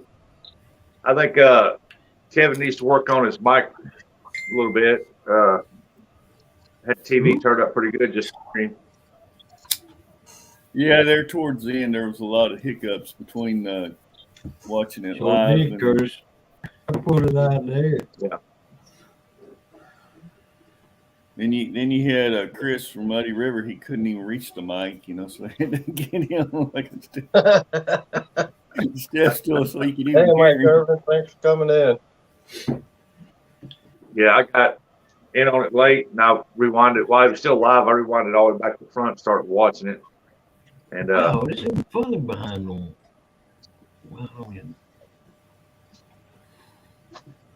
I just now seen Mike Irvin come in. Hey, Mike. How you doing, Mike Irvin? Yeah, Mike, Mr. Irvin. Mike T said it almost a minute ago. Yeah, I spoke to him. What do y'all think Like, about? well, Mike D did when he come in. What do y'all think about the award ceremony and how it went? It was good. I liked it myself. I thought it was pretty Yeah, good. I liked it. Yeah. I enjoyed watching it. I enjoyed watching it. I'm glad to see, the people that won happy and everybody happy for them. What's up, Dale? Yeah. Well, and the one thing too, the award Hello, ceremony. Dale. All right, My Uncle Lou, have a opinion good is, night. Take care. My Lou. opinion is that there's so many channels out there, catfishing channels and fishing channels, that there was just too many of the same people being nominated for different categories, and there's so many others out there. You know what I mean? Yeah, but what was really good about that is not one person walked away with most of the awards. It was kind of, a few people won 2 or 3, but it was pretty much kind of spread around. But fishing and stuff, he won a lot of awards, but he puts a lot of work into his channel. He's definitely got a good channel. I sit and laugh at that all the time. Well, Fishing. way I see the people that were nominated, the people that was doing that deal. People just like me were just getting started, ain't got much content there. I ain't expecting to get nominated for nothing. But the people that's doing it work is the one that's getting a nomination. You know what I'm saying? Now, when I catch my state record this year, I'll be nominated for sure. Well, that's 4 pounds in Wisconsin, isn't it? Whatever, man. You come catch a channel cat up here, tell me. What is the state 44? record in Wisconsin? 44-pound channel. Good night, Uncle Lou. See you, Uncle Lou. I think I can beat that. Well, I'll just be glad to see everybody start catching them again. Yeah. I That's can't wait to feel a catfish yank on my line again and bend an Uncle Lou rod over. I want to see Steve Adams catch another 40-pound fish. Steve Adams wants a 60-pounder. Hey, I'd just like to see Steve Adams catch another fish. Hey, I can say I'm the only person on panel or in the catfish community that has ever caught a burbot on an Uncle Lou rod. There you go. Yep. If Hogley would come up here in the cold, he would catch one too. Yeah. We ain't gonna be Hogley on don't fish in anything less than 50 degrees. Right. Well, it's like I seen a And I'm proud deal of here it. that like new upcoming fisherman of the year, supposed to be like rookie of the year. Brian B won it. That's hands down. Everybody knew Brian B was going to win this. It's just I hate to say it, I'm not a rookie, so I wouldn't have. I've been fishing all my life, man. There were some good ones in there for rookies too, and it's got a lot of great content out there. That's rookies, and but congrats to every one of you. Yeah. well, I'm kind of looking forward to seeing what the new channels is going to do this year. I think it's going to get shaken up a little Hey, bit. Alvin Lewis, thanks for coming in, buddy. Oh, I guarantee it. I guarantee things will get shook up this year. I believe Yep. Yep. I know. I'll never ever get nominated for an editor of the year because that ain't going to happen with me. That's not hire a professional. But y'all gonna see some things happen around this place right over my channel you watch. It's I'm gonna get some different waters, different setups. Y'all watch. Oh, good dope. This year's gonna be a good year. You drive up here, you can go fishing with me for some channel cat. And You some got too much flathead. ice floating down the water. What's up, Alvin? It's hot up there during the summertime. Man. Up there, it's hot during the summertime up there. It's about 70, 80 degrees. You got any humidity? Nah, not really. Not that I can tell. I'll see what I can do. There's that humidity down here kills you. Yeah, up here the humidity really ain't bad. Oh yeah, Rustic, where you do what? at? Rustic, where are you at? Southeast Missouri. Okay. Yeah, that humidity. And we got a lot of. Oh yeah, humidity's bad down here. Yeah, because I've been down there several times the last few years with our sheepdog when y'all have hurricanes, doing a hurricane relief, and oh my gosh, it's bad. Well, I think you can ask Uncle Lou. Come in on camera, Hogleg, and talk about her favorite rod and reel. Yeah, I hope Carolina Reel Screamers, they're going to step it up. Man, I can't wait to see what comes about with them. I bet it's going to be exciting. There's going to be a lot of people stepping it up this year. I mean, we already know the guys that are out there shooting for monsters anyway. Yeah. But I don't shoot for monsters. If you're shooting for monsters, then you got a lot of content of just sitting there like this watching your pose. That is waiting true. on that monster. I want just to because fish and make it exciting. I want to at least catch a fish. All right, here's the difference, though. You got the guys like Big Mike, like Epic, that go out there, and that's what they go for, strictly. Yeah. But you got a lot of smaller channels that are new. Some have been around, just haven't been putting out content, whatever the case may be, that are starting to do content now. Those guys are going to be the ones to watch because they're going to go out with one or two rods shooting for those monsters, but at the same time, they're going to have one or two rods that they're going for the small channels and the small blues, and they're still going to get fish while they're waiting for the hundo. Don't be playing the numbers game while they're waiting on that big one. Because I'm going to tell you exactly how I'm going to set up. I'm going to have my three rod limit. I'm going to have two for small cats, and I'm going to have one sitting out there for a big one. And that's going to have a big bait on it. Yep. It's like here, like on the Mississippi River, here in Missouri now, not down there, Steve, but I don't know about yours. But here in Missouri, in this book right here, it states on the Mississippi River only, we can fish two poles. Anything over two, you got to have our name and number on it. Anywhere else, we can have three, then our name and number on whatever. But I fish with three poles. I fish with two with a little bit smaller hooks so I can catch fish. And I got one set out there with a donkey bait on it. Yep. This year, and I still catch fish on it too. I'm going to throw out some big, what I got? Oh, I'm going to throw out some 11-aughts with big hand-sized pumpkin seeds on them. I ain't going to throw nothing that big. I've got some of my biggest fish on a hook go bigger than that. Well, yeah. 53-pound flathead come off a nice shrimp, no bigger than that. That's what I love about this community. Everybody do different, but everybody can catch fish. Exactly. Oh yeah, yeah. Everybody got their own gig of what they do, and that's what I like about it. Ain't no one set thing. Well, you got to realize too. For me, an 11-aught hook, that's small. Because in Hawaii, we was using anywhere from 16 to 20-aught hooks. Big hook.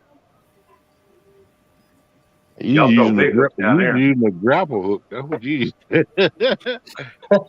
than that one.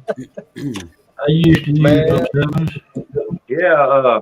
And what everybody calls number 7s and number 10s.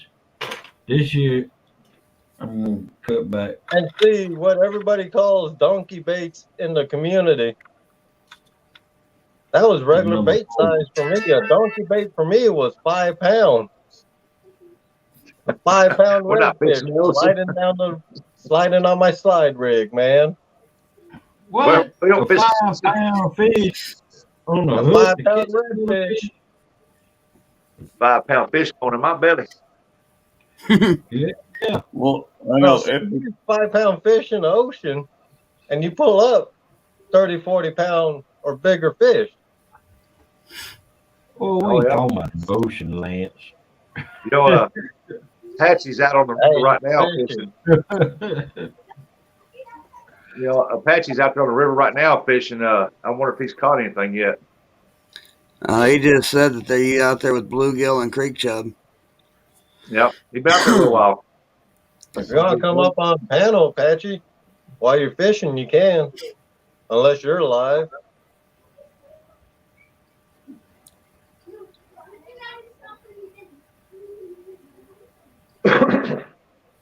I'm telling anybody, man, you ever get a chance to go fish with Carolina reel streamers, man, go do it because they are a blast. Heck yeah, they are. Yeah, I was happy to see them win their boat. Yeah. Today. Oh yeah, I knew it's gonna win that. That's a sharp boat, man, pretty boat. Whenever we go down to, I done told the wife, I said you can hang it up for me being around one day while I'm down there. What do you mean? I said when we go to Myrtle Beach, I said I'm gonna hook it up with Carolina reel streamers and Jeremy tournament cats, and we're gonna go fishing. Well, if you want to catch fish, you better count it. Don't go with Jeremy. Go with Carolina. Unless you're going with Jeremy's brother. Unless you're going to go with Jeremy's brother. I love picking on him. Poor Jeremy. Yeah, a lot of people like picking on old Jamie, but he can put some fish in the boat. Yeah, Jeremy can put some fish in that boat. Yeah. But if you don't want everybody's him, rivers around here, put them on the from there bank. to here's messed up. Do what? I said, if you don't want Jeremy to catch fish, you put him on the bank. Well, no, you send somebody with him because he never catches fish when he's with somebody.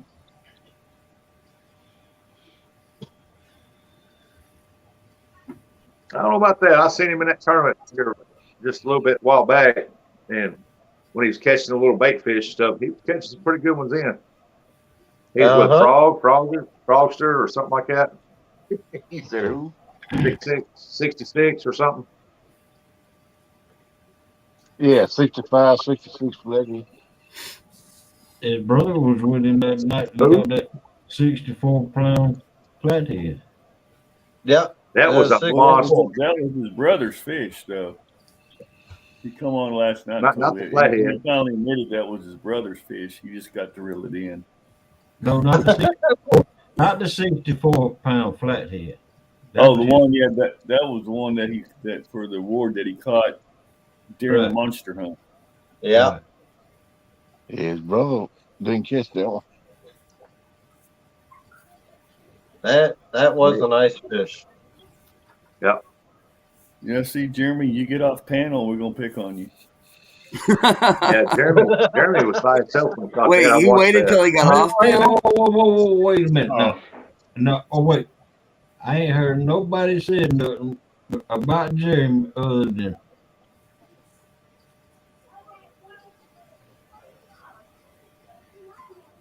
Who are you pointing to? you. Bacon Jim? Yep. I don't know where you've been. I gave him hell before he jumped off panel. That's when he left. I don't say anything behind anybody's back that I wouldn't say to their face. I congratulated him first about winning his medal, and then I picked on him and he left. He walked out the rim like this. Yeah. He's still waiting inside. Patchy said I'd come up on panel, but we ain't marking any fish. So who cares? Yeah. Who cares if you ain't marking fish, man? You fishing. You're fishing. Hard for you to talk on panel when you got fish coming in the boat anyway. There you go. Come on up here and holler at us, man. Sing us a song. Tell us what it's all about. Don't sing no songs. You might fall asleep again. Yeah, you're in your jammies, remember? Oh, I ain't talking about me singing. I'm talking about Apache. Yeah, we're talking about you going to sleep, though. Oh, I ain't gonna go to sleep right now. I don't know. I might. I ain't quite finished with it. I don't think 3.5 hours. Want to know if I got that much. I don't know if I got that much.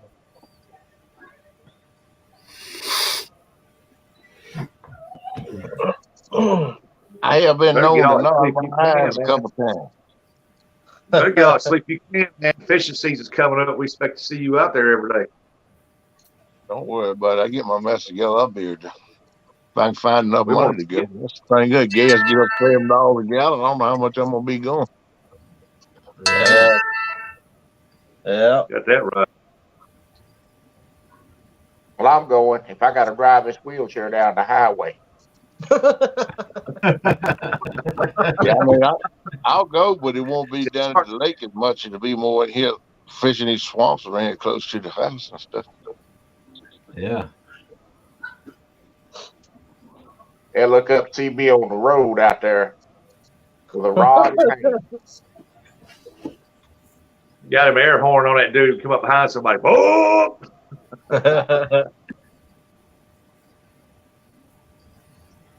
It ain't gonna be much longer. I'm gonna be in Kentucky anyway, trying to score me up some bunch of skipjack. Huh. I chase skipjack in the spring, and I chase moon eyes in the fall. Now those skipjack, are they just bait fish? I'll Or be do right people back. eat them? Yeah, some people eat them. Very, very, very few people eat them. And when Well, they do, like they pick them. But they like drum? No, they are super, super oily and foul tasting.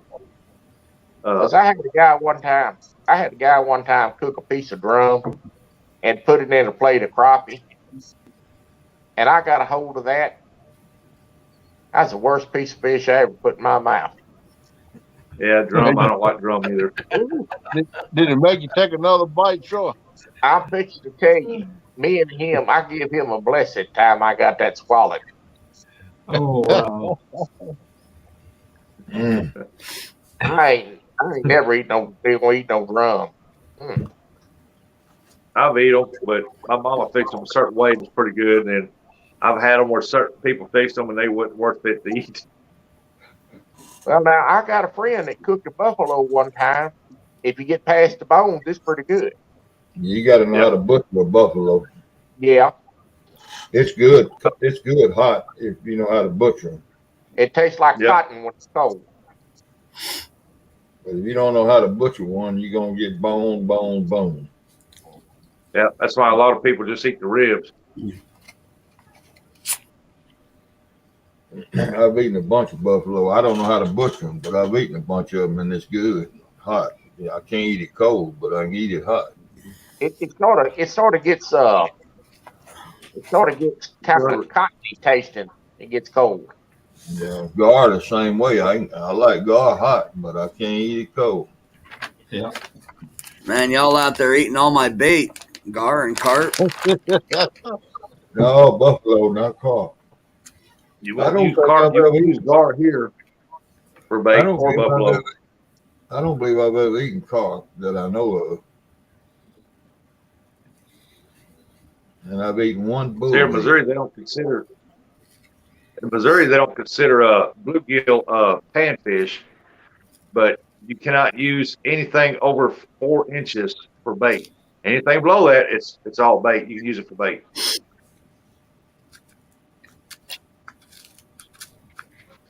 Well, I'll take that back. I've eaten bullhead twice. The first time and the last time.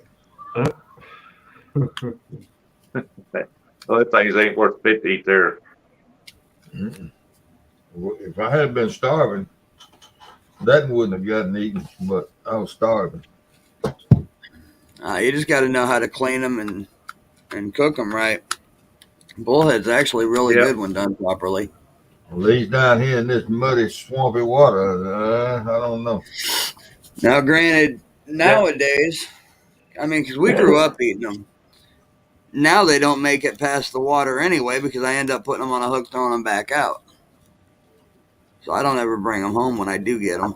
In this muddy water, catfish you catch, once you flay it out, you got to cut that brown streak out. Once you cut that brown streak out, it's a good tasty fish. Yep. Well, I think it has a lot to do with the type of water. Because when I catch crappie at the lake, they're white, but when I catch them in the farm pond, they're snow white. I'm talking about the meat. Yeah. Yep. Same here. Y'all looked at my video when I was fishing down there in the swamp hole there with all the salad and stuff. That water looked like dark chocolate milk, man. It was the dirt was coming up like this, just circling over. You can see the dirt in it, the sand and stuff. I don't see how the fish can tell anything, but they can smell it. Count their way to the bait. But man, I guarantee if a scuba diver went down there, he wouldn't be able to see this far in front of his face. It was so thick. We call it the muddy Mississippi. Yep. So this year I'm gonna try a new bait. I seen it in the Asian store. It's called moonfish.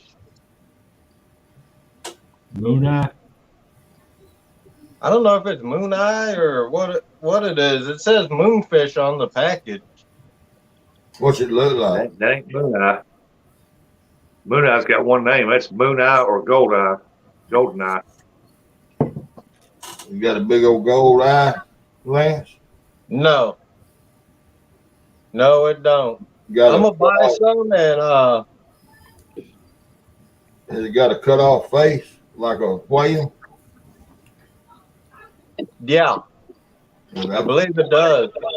That's the way a golden eye face is, You hear me?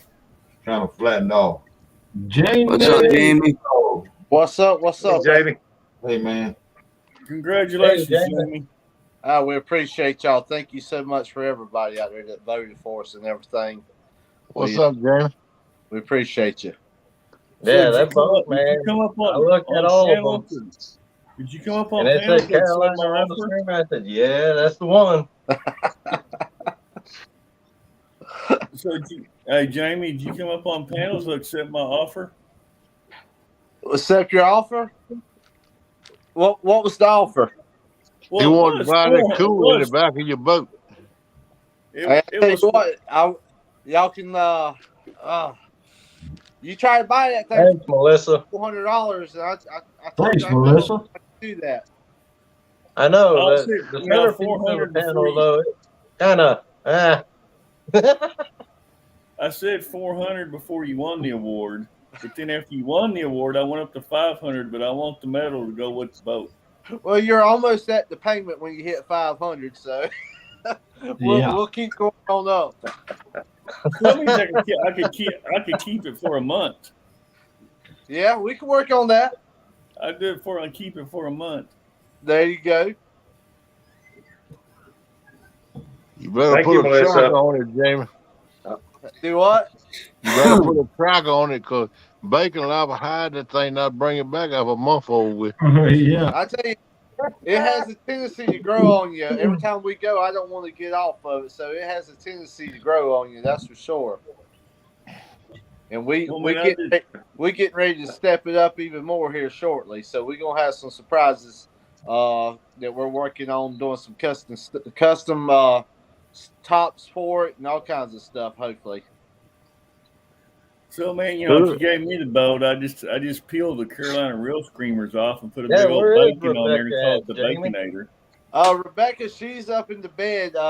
She's like I am. I try to get my beauty sleep, getting up early and going to work, but the beauty sleep part doesn't work for me very well. But it works for her, so I'll let her rest. Yeah, we all know that the professional in the house has got to get the rest.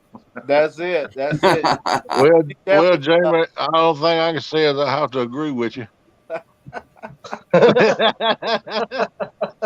She definitely makes the channel. She definitely makes it good for us. That's for sure. So I'm just messing with you, buddy. You good too, brother. But that's why I'm in the bed. I'm trying to keep my looks. I got out of the bed because it doesn't fit me, so I just went ahead and got back up. Well, that beauty rest ain't helping none, Troy. I know it, but I try. hey, Melissa, if you could drop Jamie's link for their sinkers, please. Oh yeah, and Jeremy said that he wanted you to bring him some of those pink ones tomorrow. Yeah, I had a feeling he would enjoy the pink ones. That's for sure. I think I'm taking. I'm gonna take them some purple ones too while I'm at it. I wouldn't mind some of those pink ones just because I got a pink and black. I got the pink and black Big Cat Fever rod. Their cancer awareness rod. We sell a lot of them. As far as the pink ones, and everybody loves them bright color ones and stuff. And we definitely sell a lot of them. I know. Tonight, after we got back from eating, we probably made up another 50 or so. So it's a full-time job just about anymore. We love doing it. Jamie, you need to read Miss Melissa's message. There you go. Read that one, Jamie. Yeah, you need to read that closely, Jamie. You know, when that happens, we're going to do it, and it's going to surprise a lot of people. I'm just waiting on a certain time, but it's coming. That's for sure. You gotta do it on the boat on the live. You know, Rebecca and myself. We're just don't know about it. we're like this. Like she said the other night on live. You know, we went fishing the first night we met and stuff. So we're just regular country people, and we love it. So when we do it, it's definitely probably going to have something to do with the moon, the boat, and the water, and fishing. So we're going to add all of it in. You go, boy. You set in the mood, and you go get a full moon, all that good stuff. Go on. How the full moon is and the stars with no clouds in the sky. Oh, he talking about the real moon. I thought he was talking about some other kind of moon. we just got to leave it at that tonight.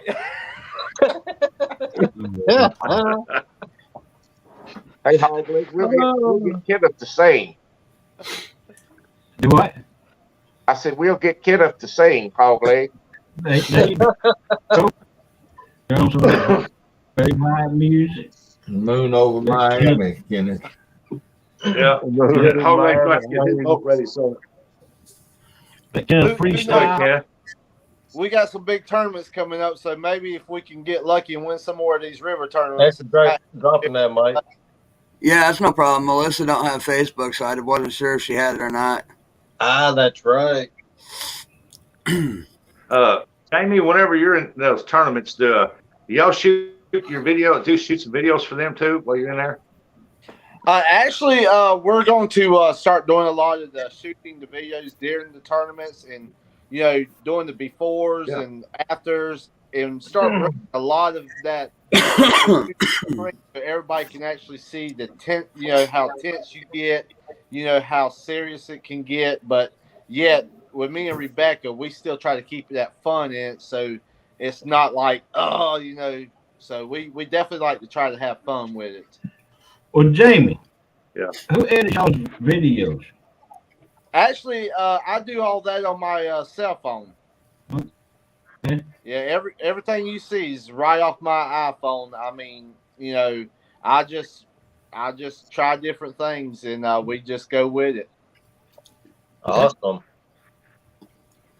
You're welcome, Melissa. So maybe, hopefully, one day we can get us one of them fancy laptops and some, fancy stuff and some GoPros and try it. But right now, we're having fun with it. Yeah. That's what it's all about. That's what it's You all don't need about. all that expensive gear, man. If you're putting out good content, good videos with just the phone. Yeah, I think we've got. I'm wanting to say we're close to 54 videos on our YouTube channel right now. Oh wow. We're hoping that it starts taking off. For myself and and Jeremy's putting out some good content, and Apache, he's coming up. He's out there fishing tonight, and he's just right up the road from us, so it's not probably a couple hours from where we're at to where Apache's at. So we're going to, like I told him earlier, we're going to hook up and do some fishing, and maybe get him up on some big flatheads and take him down to Santee also, and introduce him to some drift fishing. Oh, he'll love that. Yep. So it's gonna be one big family, and we're definitely gonna help everyone we can. And Rustic, I can't wait until you get down here, my friend, and we're gonna have a good time. Oh What's yeah, up, we're Ricky? gonna. Welcome in, Solo. Hey, Ricky. How you doing, Solo. Solo? Thanks for coming in, man. What's up, Texas? Hopefully you ain't at work right now. We're gonna tear that waterway up down there when I get down there. I'll tell you that. We definitely we're gonna start right now trying to find some good some more good areas. And Rebecca, she's getting ready to start up her big flathead deal, and maybe she can start grabbing them with her hands some more, and we'll just throw the net out the boat and let her. There you go. There you go. She doesn't like gloves and she doesn't like nets, but I told her depending on the size. All right, Danny. What's Yeah, up, them Danny? some good old boys, man. I talk to the owner all the time on Facebook. Seems like a good old boy. What's up, Danny Stone? Hey, Danny. Hello, Danny. Danny.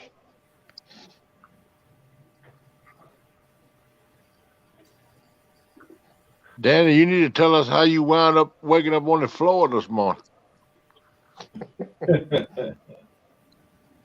I got a kind of an idea, but I got an idea how it happened, but I'd like to hear straight from the horse's mouth. Jamie, I just sent you a request on Facebook for your weights. All right. Excellent. Yeah, I'm still going off. Don't have no chat pulled up, so I can't see what chat or anything. I'm on my little cell phone here, and still, like I said last night, trying to learn fancy stuff. Rebecca normally does it for me. Hey, if I can figure it out, I guarantee you can figure it out. I still remember my first live stream. You're like I do, connected to a big screen TV. I don't even know how to do that. She uses the phone that she's got for the remote control, so I don't even turn the TV on no more. So I don't even know how to do that. I gotta tell you, Solo, I'm only gonna spend 10 hours in that wheelchair a day this time to get into bed.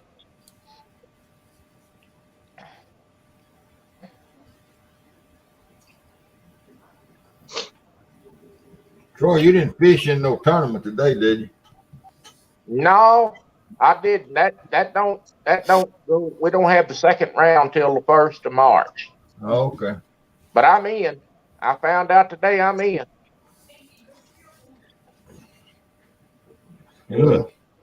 I hope you don't sleep through it. Well, if I have it tonight, I will. Well, guys, we wanted to jump up here and say hello to everybody and say thank you for all the votes and everything. And we appreciate, from myself and Rebecca, we appreciate all the congratulations. And JTC, I'm proud of you on your win today too, my friend. Well deserved on that. Very well deserved. And, guys, all appreciate the family and everything. Like I said, Jamie, anytime I'm live, you're welcome on the panel, man. Well, we appreciate it, and hopefully we'll have some fun tomorrow night. And see you soon, JTC, and all of you down there. So we're gonna tear it up tomorrow night, hopefully. All right. Good night, guys. Thank y'all very much. Yeah, have a good night. Hey, Troy, JTC wants to know what tournament you fishing in. Yeah, let me answer Solo first. I just giving you a hard time, Solo. I'll holler at you later. No problem, my friend. All right, David. Have a good night, Rustic. See you later, Rustic. Jeremy, I'm fishing the Bass Masters 2022 online video game tournament with about 10,000 other video game heads. That's about your speed, Jeremy. You're see if you can enter that. And there's no bacon in the tournament. Well, at least me, huh? That's not true. That leaves me out. Well, Troy, in Don't your you know? five man group, didn't you, when you were in your video, didn't you say that the number one place was 60 pounds in your group?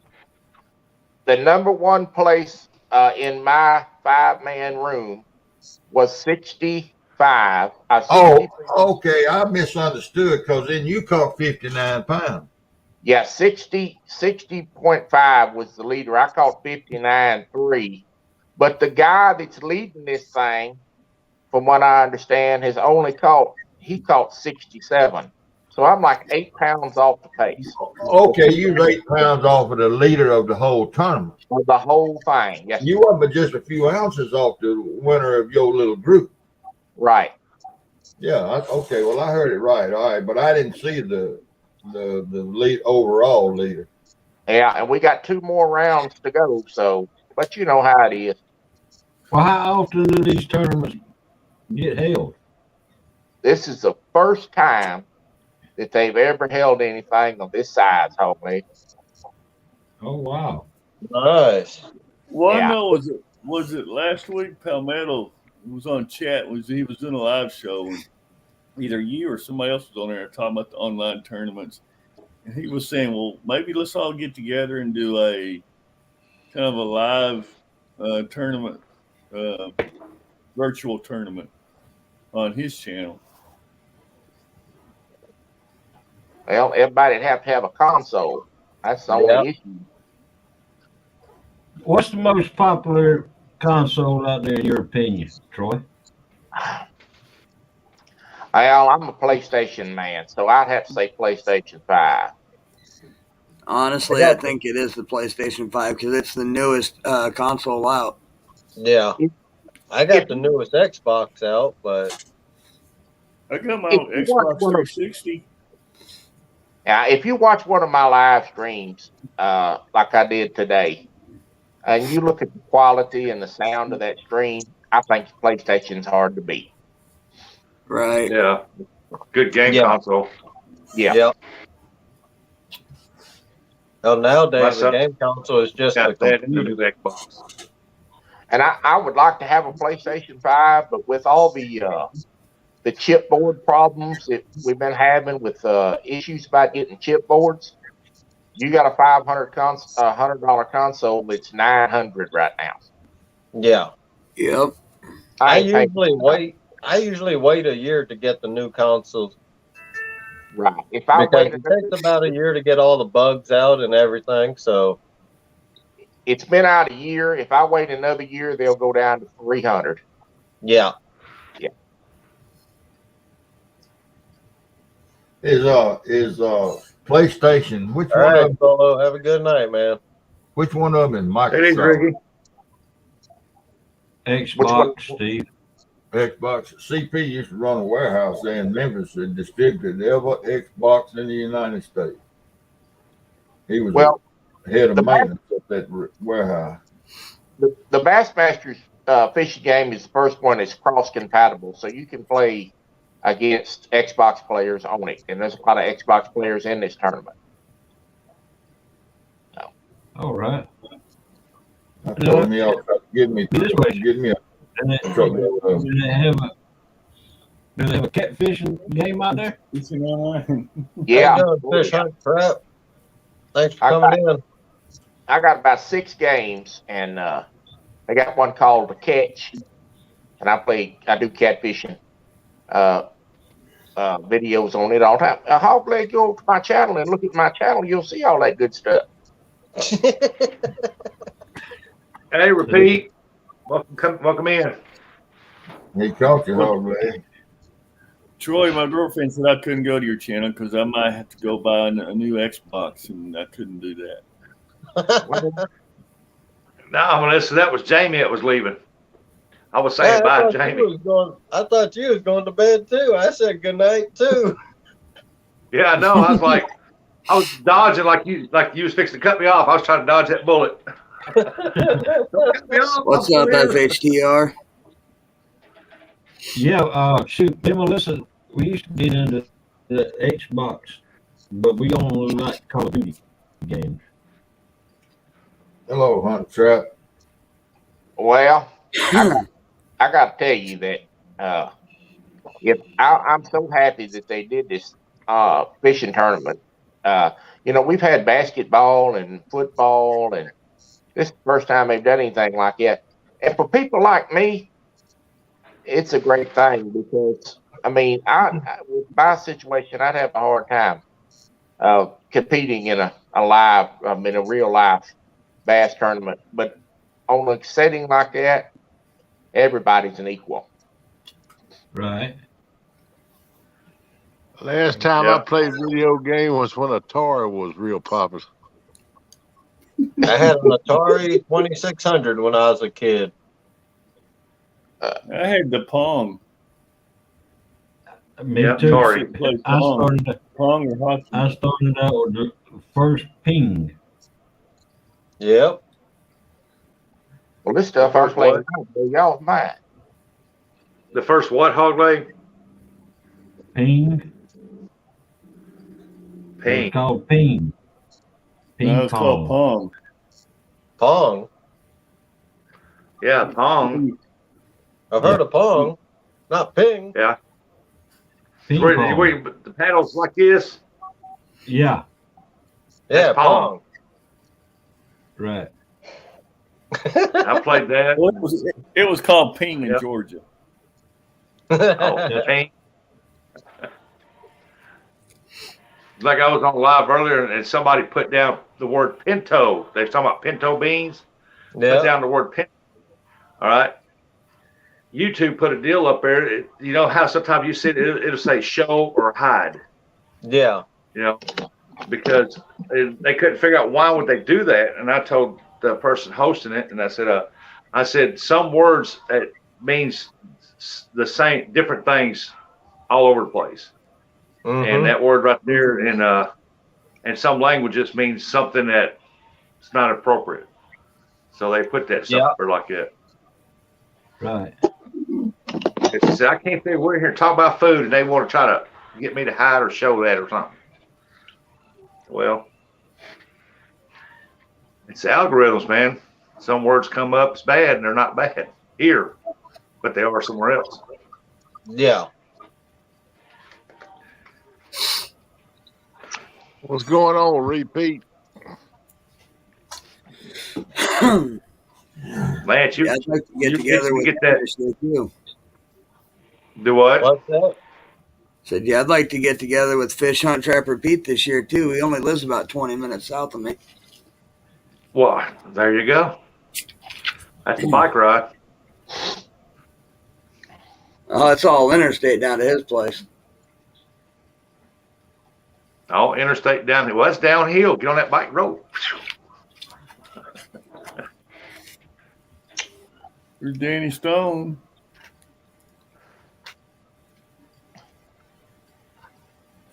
Actually, we've been working on putting a get together. I'd like to get him to go out there and hang out for the weekend.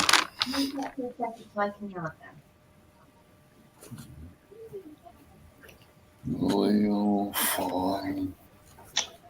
Oh, never mind, they heard me. I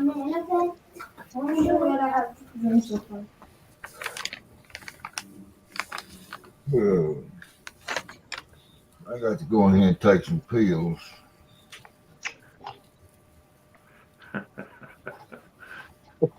I know the feeling. Hoglay's eyes got real big. He's looking at something.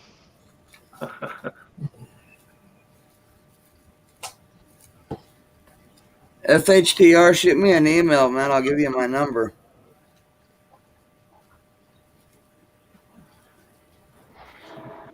Is Hog Leg doing a mumbo?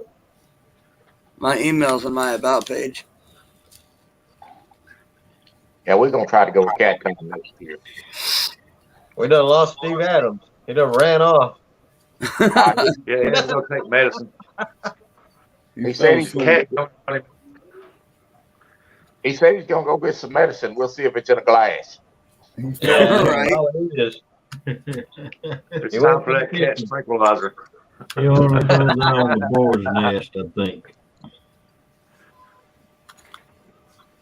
You know what, Lance? Yeah. Giving that cat his nightly tranquilizer.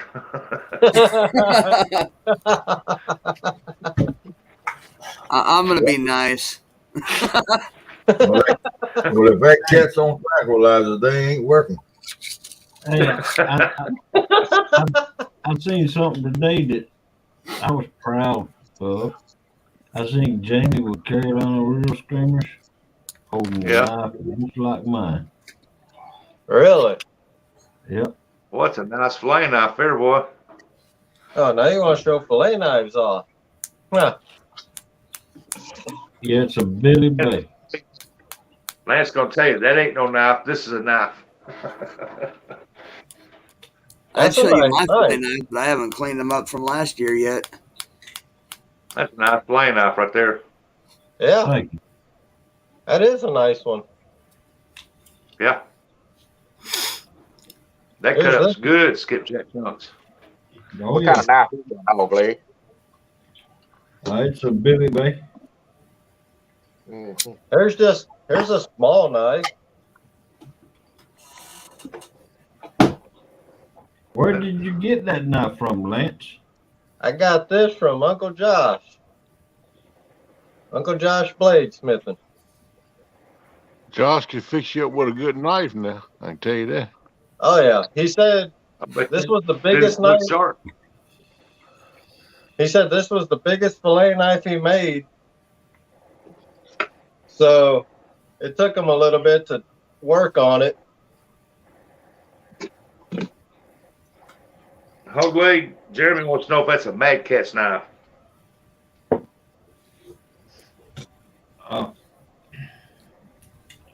No, it's a Billy Bay. That is a That's nice. a what?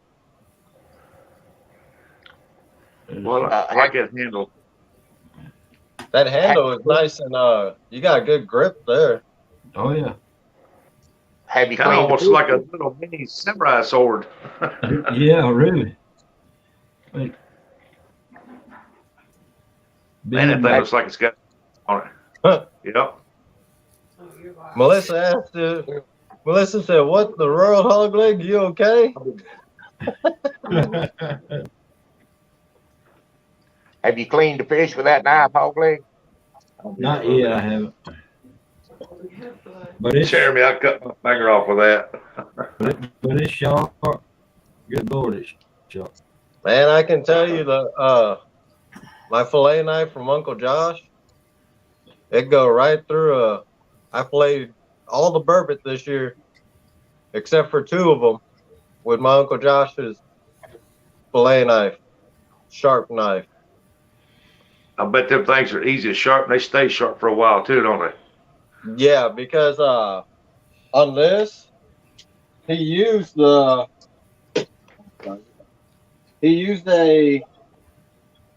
metal the steel they use for bandsaw blade, Yeah. and That's good. it's got nice flex to it for a big knife like it is. It's got real good got a real good flex to it. Oh, hit that backbone real good, wouldn't it? Yeah, I mean, Oh yeah. That's Yeah, better that than thing- when you go buy the store. this thing is, and it's everything I asked him to put in there. Like the dials are blue. I was going to do red, but then I was like, you know what, man? My dad's favorite color is blue. Go ahead and do it with blue. That looks good, man. I thought that looked blue a while ago when you was holding it up.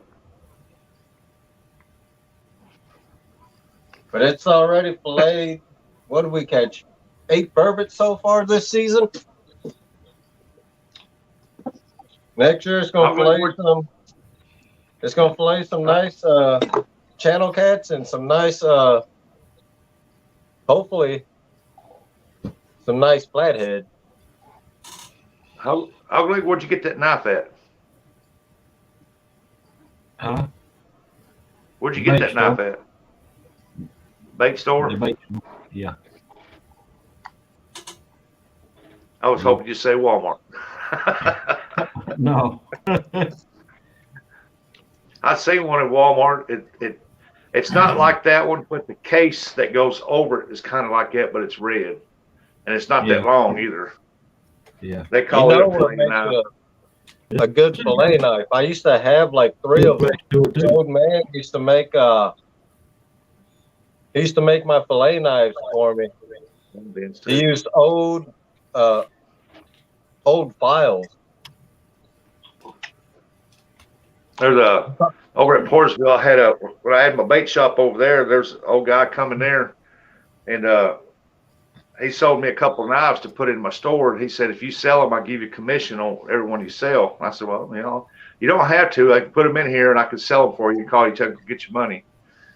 And he makes them. And man, he made some beautiful knives. He uses car springs, old car springs. And he makes, he's got some kind of metal that he gets that puts that design in that metal, that wavy looking design. And man, he made some beautiful knives. I think I got one of them still here at the house, and he just gave it to me. And I sold them.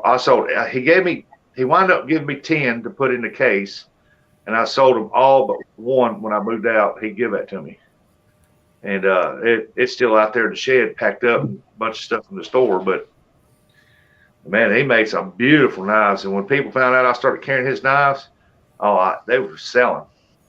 Yeah. You know, my daddy used to carry in Hawaii when we went fishing. He had an old buck knife, an old buck fillet knife. That thing is nice. I got it now. Yeah, that's what he gave me. I had one of his flame knives. I had some bone handle knives, antler knives, handle knives, and he had some that had like walnut and hickory and handles on them. And the blades, man, were sharp. I mean, them things were. First time he gave me one, I put it in my hand. I run my finger across like that. It cut my finger, and he said, "Man, them things are razor blade sharp." And and anyway, man, like I said, they didn't last very long, and I probably sold 9 of them within a month and a half. People come in, whose knives are these? And I told him who they were. He lives over outside of Portersville, and he just loves making them. He just said, I didn't know if I could sell them or not. And he said, I usually make them, just give them to friends. And I said, well, bring some up here. I'll sell them for you. He brought me 10 of them, and boy, I sold every one of them but one. Good night, Jamie. Night, Jamie. Good night, Jamie. Night, real screaming. You know, finding a good knife, you just can't go anywhere and buy a good knife nowadays. Yeah. That's what the people was telling me. They said they can't buy knives as what's good as what that guy was making right there. Right. He had some nice butcher knives, and I mean, he made some beautiful butcher knives. I had one in here, but my son took it. He said he loves that knife. He said, I'm taking that knife. I love this knife. He likes to barbecue, so he cuts up. He's had that knife now for almost a year, and he said he ain't never had to sharpen it yet. Wow. Nice. So I'll never see that knife again unless I go over to his house. I'll tell you, something else hard to buy is an electric play knife. I run through about 3 or 4 electric play knives while I found one that worked. Some of the knives you buy won't even cut a tomato. I've had the high dollar ones, and the best one I ever had was a $19 one from Walmart, a little black and yellow one. The motor part wasn't that long, but the blades were like that. And man, that thing is still going today. So, and I cleaned a ton of crappie and catfish with them things. So, yeah. How are the Bubba fillet knives? I got one. I like it. Really? I've heard good things about them, but I never Man, did. the joke is sharp too. I'm gonna tell you what, they sharp. Yeah, I wanted to win that one. 3+1 was given away the other day. Mm-hmm. Yeah, repeat that again. I got one. Always last year, year before last at Bass Pro Shop. So I wanted to win that one. One was given away. Oh, I must be breaking up or something. I can't. Down here, you can't even buy a fillet knife in a store hardly, maybe Walmart. because we got all where you can now, but 20 years ago, up until about 10 years ago, we had probably 7 catfish processing plants here from the pond raised catfish. Yeah. All right, and now a lot of it's automated, but a whole lot of it, depending on what size catfish they're running, they hand fillet those catfish. Yeah. And every 2 hours, I believe it was every 2 hours, they throw those fillet knives away and hand all of the people on the line brand new fillet knives. Right. So in an 8-hour shift, and it's like 30 folks on the fillet line. So you can do the math on it. Well, everybody, and they blew, and they from a company, I don't know the name of them, but they blew. I must have had 10 of them at one time, and I gave them away to different people. I was in the store business at that time, and they bring me boxes of them, and I'd trade them a box of fillet knives that had been used for 2 hours for king size Budweiser. And I started trying to sell them fillet knives, but I didn't. I gave them away like an idiot. We got a chicken place not too far from us. It's called that famous chicken place that sells chicken. Kentucky Fried Chicken? No, it's a processing. Tyson, yeah. But that's they do that with their deboning knives. Yeah. They're up here at Dexter, just right up the road from us. They got a Tyson plant there. And I used to work at one camel called John's Produce. They produce chickens, and they would do that to their knives. They give us these round bars, and we'd sharpen them with a round straight bar. And every day we'd use them all day long, but at the end of the day they'd give us all brand new ones, and then they'd have boxes and things. I took several of them home, sharpened them up. Jeremy. Good, still good. Jeremy, I got my stickers today. Appreciate it. Oh man, I need one right there. Jeremy loves me. See what he sent me. Steve, where's that place that you talking about? They clean them. Where they getting them fish from? Ponds. They raise Mississippi's a pond raised capital of the world, catfish. Yeah. Yeah. They have a big festival down here, man. Humphreys County, which is the next county over from me, I've forgotten how many hundreds of thousands of acres of water they had over there. But they've taken a lot of it out of water, man, and started farming it again. What are you talking about? It is so much water right here within a 30-mile loop, 30 miles. Hell, it actually changed our climate. And it was like an ocean here, so thousands of acres of water in a 3 or 4 county area right here. I mean, it was just thousands of acres of water. I think they're sneaking over catching me a fish out of that. Oh yeah, well, they those little fish that they process, if a fish gets to be a pound, he done slip through the seine. Because they raise those fish, they 3x the stocking rate. Those ponds are 20 acres, and they stock them 3x the rate amount of fish that it's supposed to hold. Wow. And they use a seine that's just right for the size fish they want, and they carry that seine, they pull it with a tractor, pull it all the way around to one corner, and then men get in there and gather the net up, and they go real slow, and that lets the other two sizes of fish get out, you see, of the seine, and then they pick that seine up with a winch and dump it in live haul trucks, and they put a bunch of fingerlings in the pond. So now they back to the 3. And it's thousands of pounds. I really don't.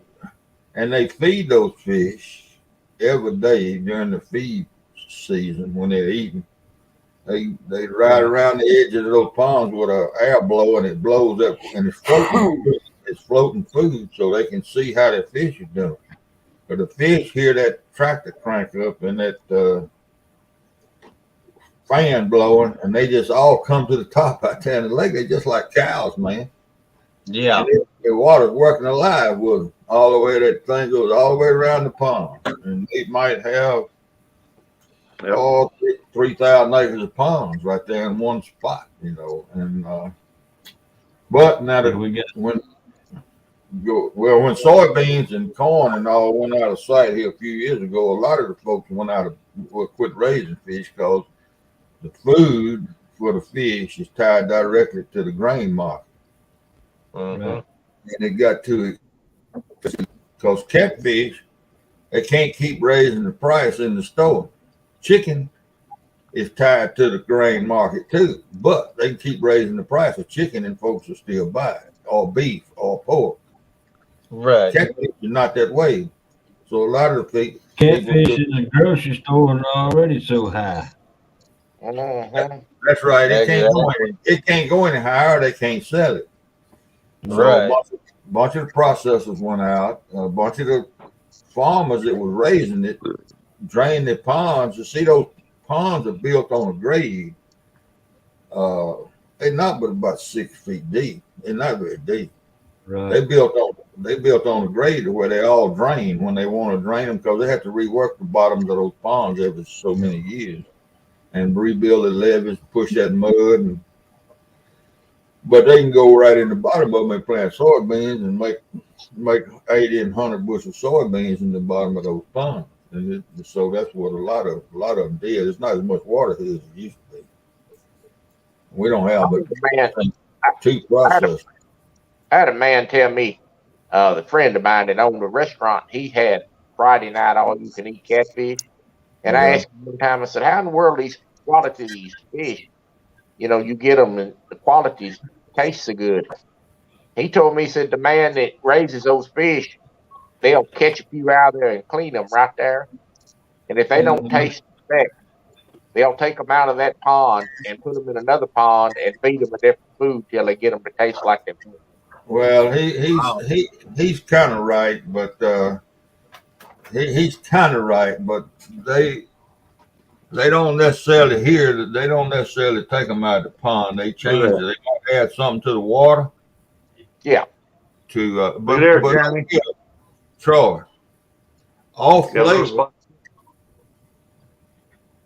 They test those fish. Yeah. They test those fish when they're getting close to time to seine.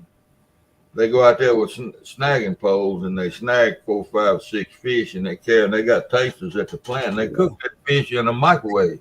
Can you imagine microwaving a catfish fillet? Real hogs are kind of glary. And they eat it just city like catfish, that. big city catfish. They eat it just like that with no salt, no pepper, no nothing, just fish. It's cooked in a microwave. We got the first pork chop sticker.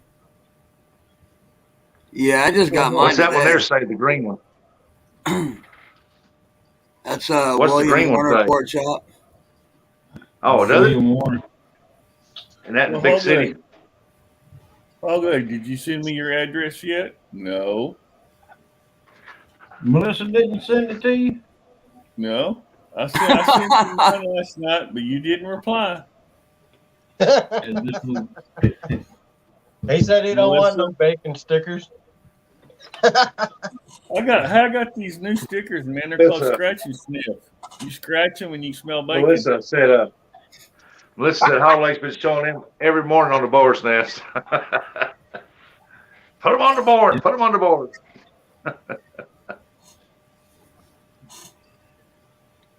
All right. But Troy, let me tell you one more thing, and I'm gonna shut up about it. Off flavor, when they classify a pond as off flavor, what it means is it has a taste. They try to raise that pond raised catfish to where it has no taste whatsoever. Huh. It's supposed to taste just like trout, which trout don't have no flavor. You know, down in Texas, I knew a guy on one of the lakes I fished, Lake Livingston. He lived right on the lake. He used a deer feeder. He put it in the water, and he would fill it with fish food. Yeah, sure. Oh yeah. So Yeah. you know what I was doing? I was across by the boat ramp, casting over by that fish feeder. That's right. Well, yeah, Catfishing Carp's got on his channel. He's got a deer feeder over the water, and he's throwing out corn.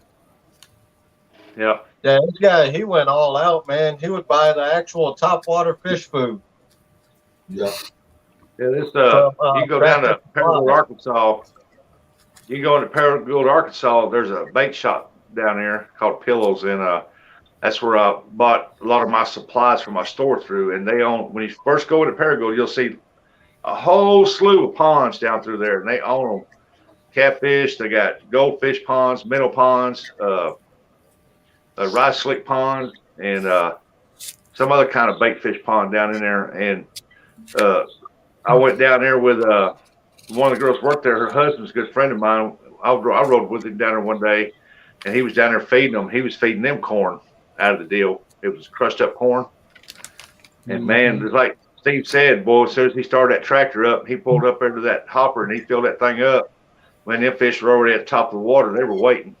Yeah. Well, man, I've had ponds where you'll take a metal pipe and put out there 2 or 3 foot in the water, and then when you get up there and get ready to feed, take another, something and hit that pipe. It'll make that echo, and them fish will come right up to you. Throw the dog food out there. It's just like a bunch of piranhas. 30 years ago, Japan, they probably eat more fish than any country in the world. Well, those Asians, they eat a world of fish. Well, they came up with a technique, and they raised a bunch of some kind of ocean fish. I don't know the name. It don't matter what the name is, but they grow to be big, and it's a staple diet in Japan. Well, they raised a bunch of those fish in captivity, and they played music or something in the water, and then turned the feeders on. From little bitty fingerlings till those fish got big. And they did something in the water. I think I want to say they played music in the water, but that don't sound right. But they did something in the water, made a noise, and that those little fish grew up listening to that and associated it with feed. They carried all them fish out in the ocean and turned them loose. And they got a big floating seine out there, electronically operated. And they left those fish out there for months and months. And they went out there and played music. And here they come, and they brought all their wild buddies with them. And they run that seine out, and they run around that big area that they fed, and they had millions of pounds of fish. But those tame fish brought all them wild fish in there. And then they released another batch of tame fish in the ocean, left them for a while. Went out there and played that music, and here come all them tame fish bringing in another drove of wild fish and caught all them. Yeah, I seen on a documentary on TV about that, where I think it's down there about where you're talking about, but I don't know if it's that country or not. But their pond is in the water. They got floats around. They got big giant nets that go down, and they raise them fish in there. And it's got a bottom to it and everything. And when they get ready to harvest that dude, they just go around and pull the net in too, pick it up, and there's like thousands upon thousands of pounds of fish in them things. Yeah. Then when they empty it out, they put it back down and fill it up with little fish. Troy. Yes, sir. I said that big old blonde getting down, ain't she? I'll tell you, listen.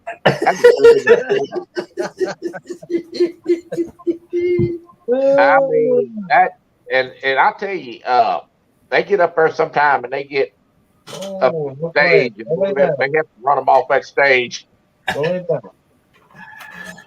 Yeah, she getting with the program. I don't have no volume, but I got plenty of Go. Yeah, Troy, watch the honky tonk. Yeah, you ruined me. Yeah. I tell you what's bad. It's not bad enough that you got me watching it. My wife will say, Well, might as well turn on Willie T's. There ain't nothing else on. Right, Jim. Well, I'm not. You know, if you go straight to Willie T and don't go through this world cam, they got a chat room that goes with Willie T's. I don't know if you got the chat room up or not. I don't have it. There's some drama in there too. When I first started going in there about a year ago, I'm not going to call any names because it's irrelevant.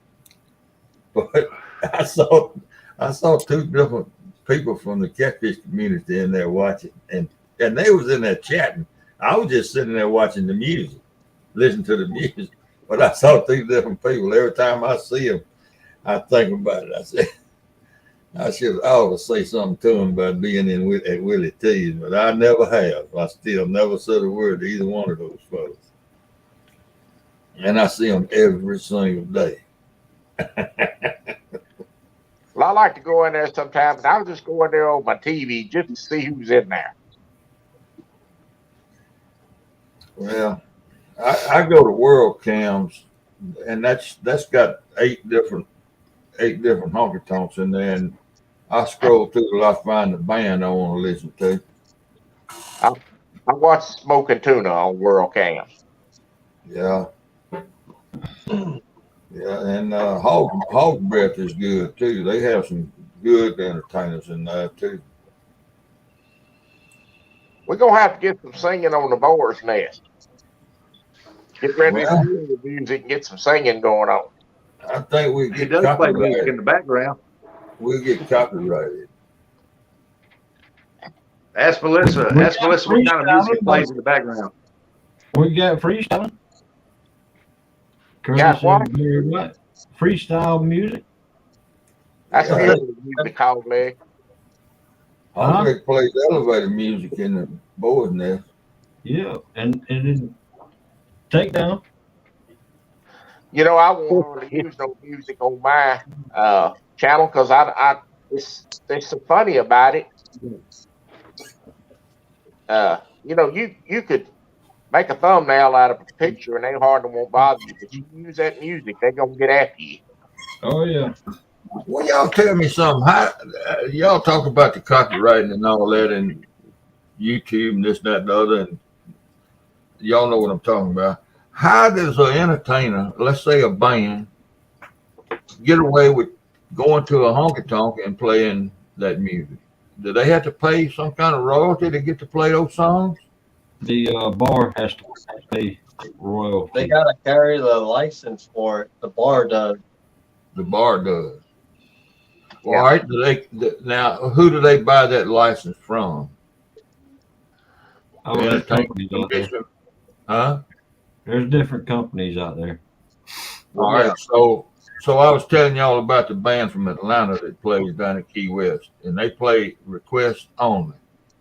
If they don't get a $20 tip, they don't play no music. They just sit there and thumb around and talk to each other. Basically. I've seen that. Yeah. All right. Does that copyright cover every song that somebody might request? What? Every song. The license will cover every song. Okay. Right. I've wondered about that from listening to y'all talk about the copyright stuff. I get copyright claims every time I play a wombo. And boy, did I play a bunch of wombos last night. You sure did. Woo! I used to bounce for a club down in Hayti back when I was 24, 25 years old. And bands would come in there and play music. And they didn't handle it like that. They just come in there and played. Got paid and left.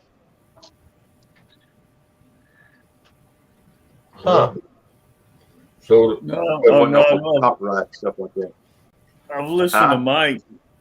I've listened to Mike Fishing Hunt. Mike talked about it on his channel, and I guess he used to be a manager of some kind of restaurant, bar kind of deal. And he always said that the entertainers, because I guess there was some company called him was going to fine him. He said no, because the band, whoever he hired that night, had already paid the copyright thing, and every band that he hired had paid their fee to the copyright, so they could sing whatever. Well, you see, the little the little bars that we used to play in, they didn't pay the things, but you only have to change the song you play just a little bit. Oh, And okay, that made it change. Did you have to change the music or the words? the words, The words. Leave a section out. yeah. They do a lot of that at Willie T's changing the words. Oh Lord, sometimes you just love. They play one song there at Willie T's. I always mute it because I can't stand to listen to the song. As a matter of fact, we used to play at the Moose Lodge, and they Well, that's a did private one. club, though, isn't Yeah, but it don't matter. it? It don't matter. Okay. But Moose Lodge, we used to play Eric Clapton's Cocaine, Yeah. and they didn't like us using cocaine in their Moose Lodge. But the people requested it so much in there, and what we we did, we used propane instead of cocaine. Propane, yeah. Yeah. Yeah. I can see that. When you get to drinking and stuff like that, a lot of people don't know what they're saying. Mm-mm. Well, I thoroughly enjoyed watching them folks down in Key West because there's some good music down there, man. That's what I keep telling Rich and Judy. Man, they're crazy for not being down there. They have to hitchhike. So he's good enough, he can make a good living in Key West.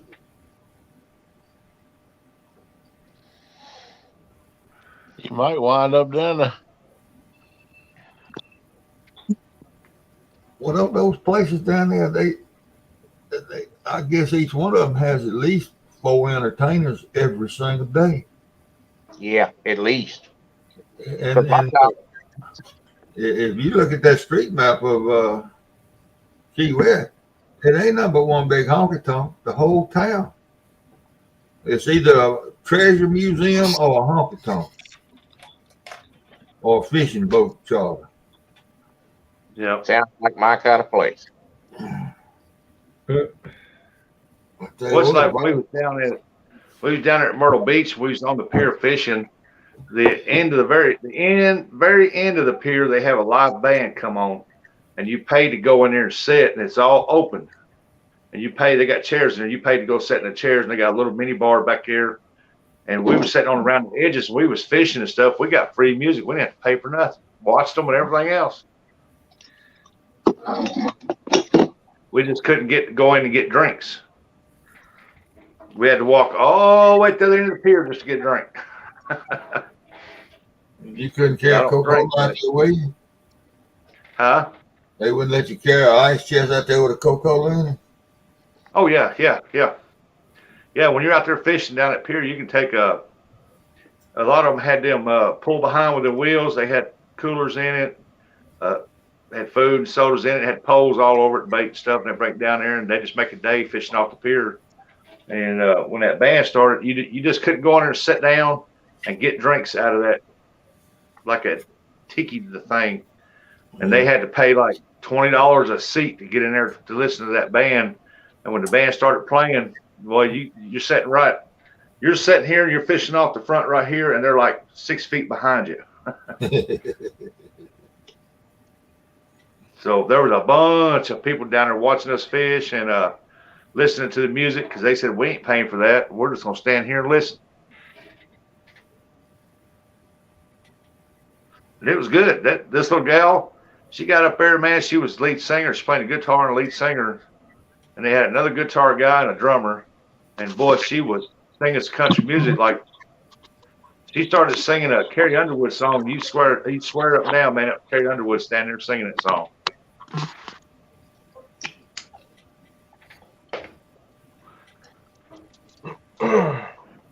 Hog leg practicing his knots again. Yeah.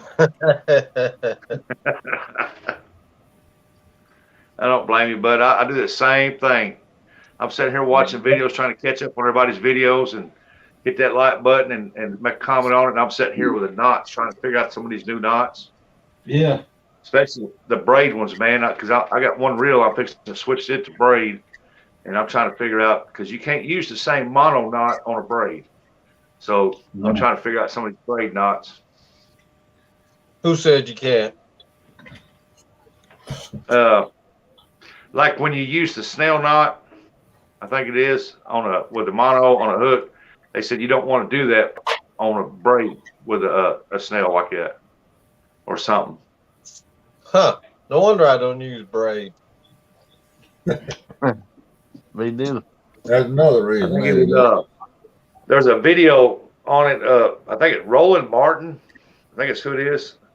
And he's showing you how to tie. He's showing you the difference between the braid and the mono, the knots. And he puts a hook, I'm talking about like what you said, Lance, one of them great old big circle hooks. Yeah. That you talking about. He put that in a vise after he tied it up, and he pulled that mono, and he could not pull that dude loose. And he tied the braid the same way he did that mono, and he put that thing in there, and he went to pull on it. That knot just came right out. That line pulled right off that hook. Then he tied some kind of knot on it, and man, he said, you cannot pull this off. But it's not easy to tie like that snail with a mono. So now I'm having to learn how to tie mono knots. That's what braid knots. Yeah, because I've seen a guy tie. My buddy ties every once in a while. He'll tie a snail knot with his braid. That's what I do. Well, I've done one like that with a spider line, but I've done it just like that, and I left me a tag about 4 inches long, and I came back around, looped it, brought it back over, hit it 4 or 5 more times, and left it loose and went back over it and pulled it tight. And man, I had to take a knife and cut that dude off. It wouldn't come undone. But that was the only way I can get it, dude, man, is really go at it and tie it.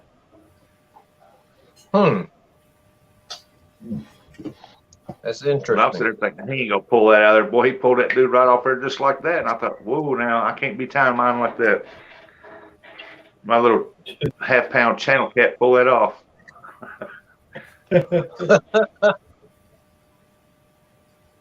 Yeah, I guess that's why I stick to mono, man.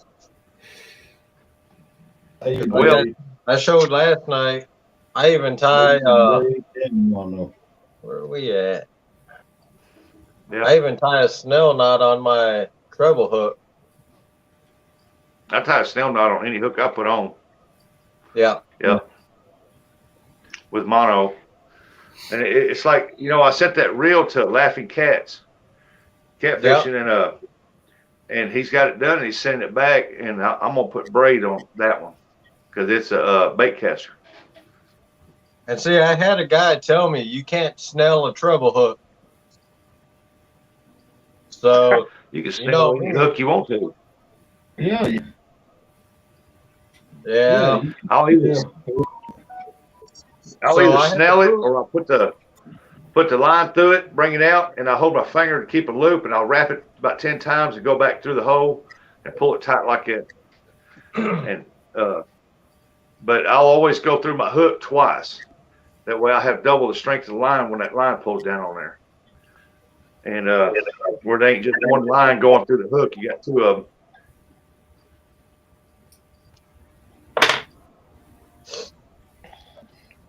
Yeah, the snail knot I tie, I've never, like I've said, I've been tying it since I was 8 years old.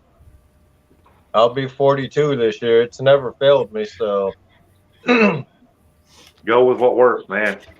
Yeah, like this year, whose tournament was I in?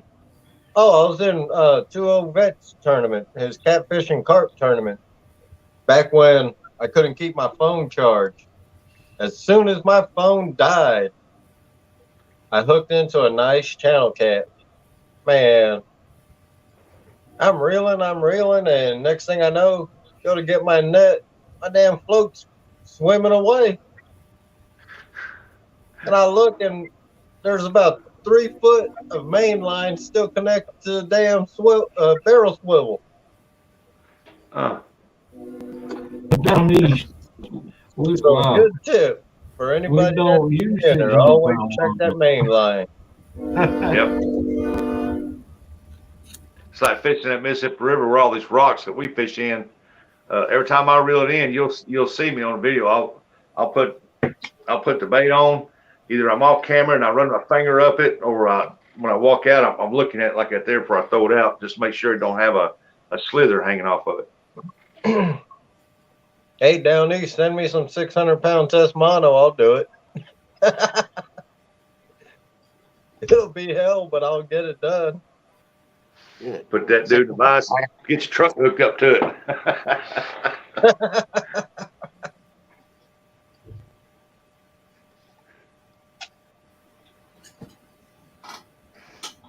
Jeremy, man, I'm starving. How is Jeremy starving if he's gonna go cook?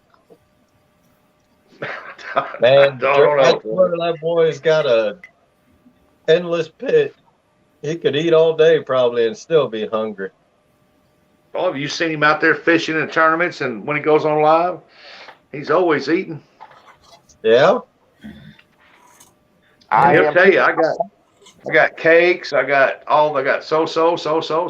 Well, matter of fact.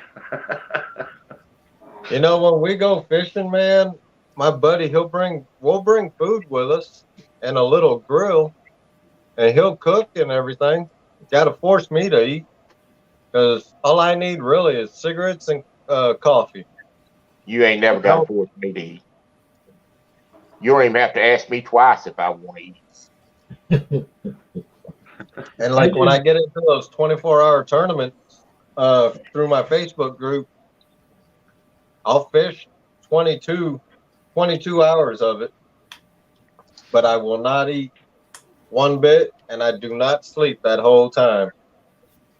Yeah, I did last year. I did a live on last spring. I did a live crappie tournament on live on Facebook, and I think there was like 20 of us in it. They were from all over here in Missouri, and man, I came in 16th place. And some of these little boys were fishing in places, man. They've caught some giants, and I still say they caught them out of ponds. What it looked like to me. They probably did. But I caught a bunch of crappie, but they wouldn't. They had a length limit set on that tournament, and so a bunch of them wasn't meeting that length. And the length they had set on was 11 inches. And at that time, I knew up there on Pillow Lake up here, man, that spawn wasn't going on, and it's going to be tough to find them, you know. But I came in 16th, so I couldn't complain out of 20. Right. They asked me if I wanted to get in it this year, and I told them, no. This year I got to concentrate. I got to catch about between 8, 9, maybe 10,000 head of fish. I ain't got time this year. 10,000 head. Yeah, skipjack. Oh. Yeah, because he's sending me about 500 head. Nah. I'll have to drive him up there too, but I wouldn't know way in the world I could pay to sip it on that. I got to send Dink some here. I told him in about 2 weeks they'll be starting to move in up there, and I told him I would not send him none. I said until I caught some fresh ones and sent to him. I want to make sure he gets some fresh so I can get them to him. You still awake back there, Kenneth? Yeah, I'm still here, bud. I'm a listener. I'm gonna have another one at when I hit 500. I'm gonna have another one too.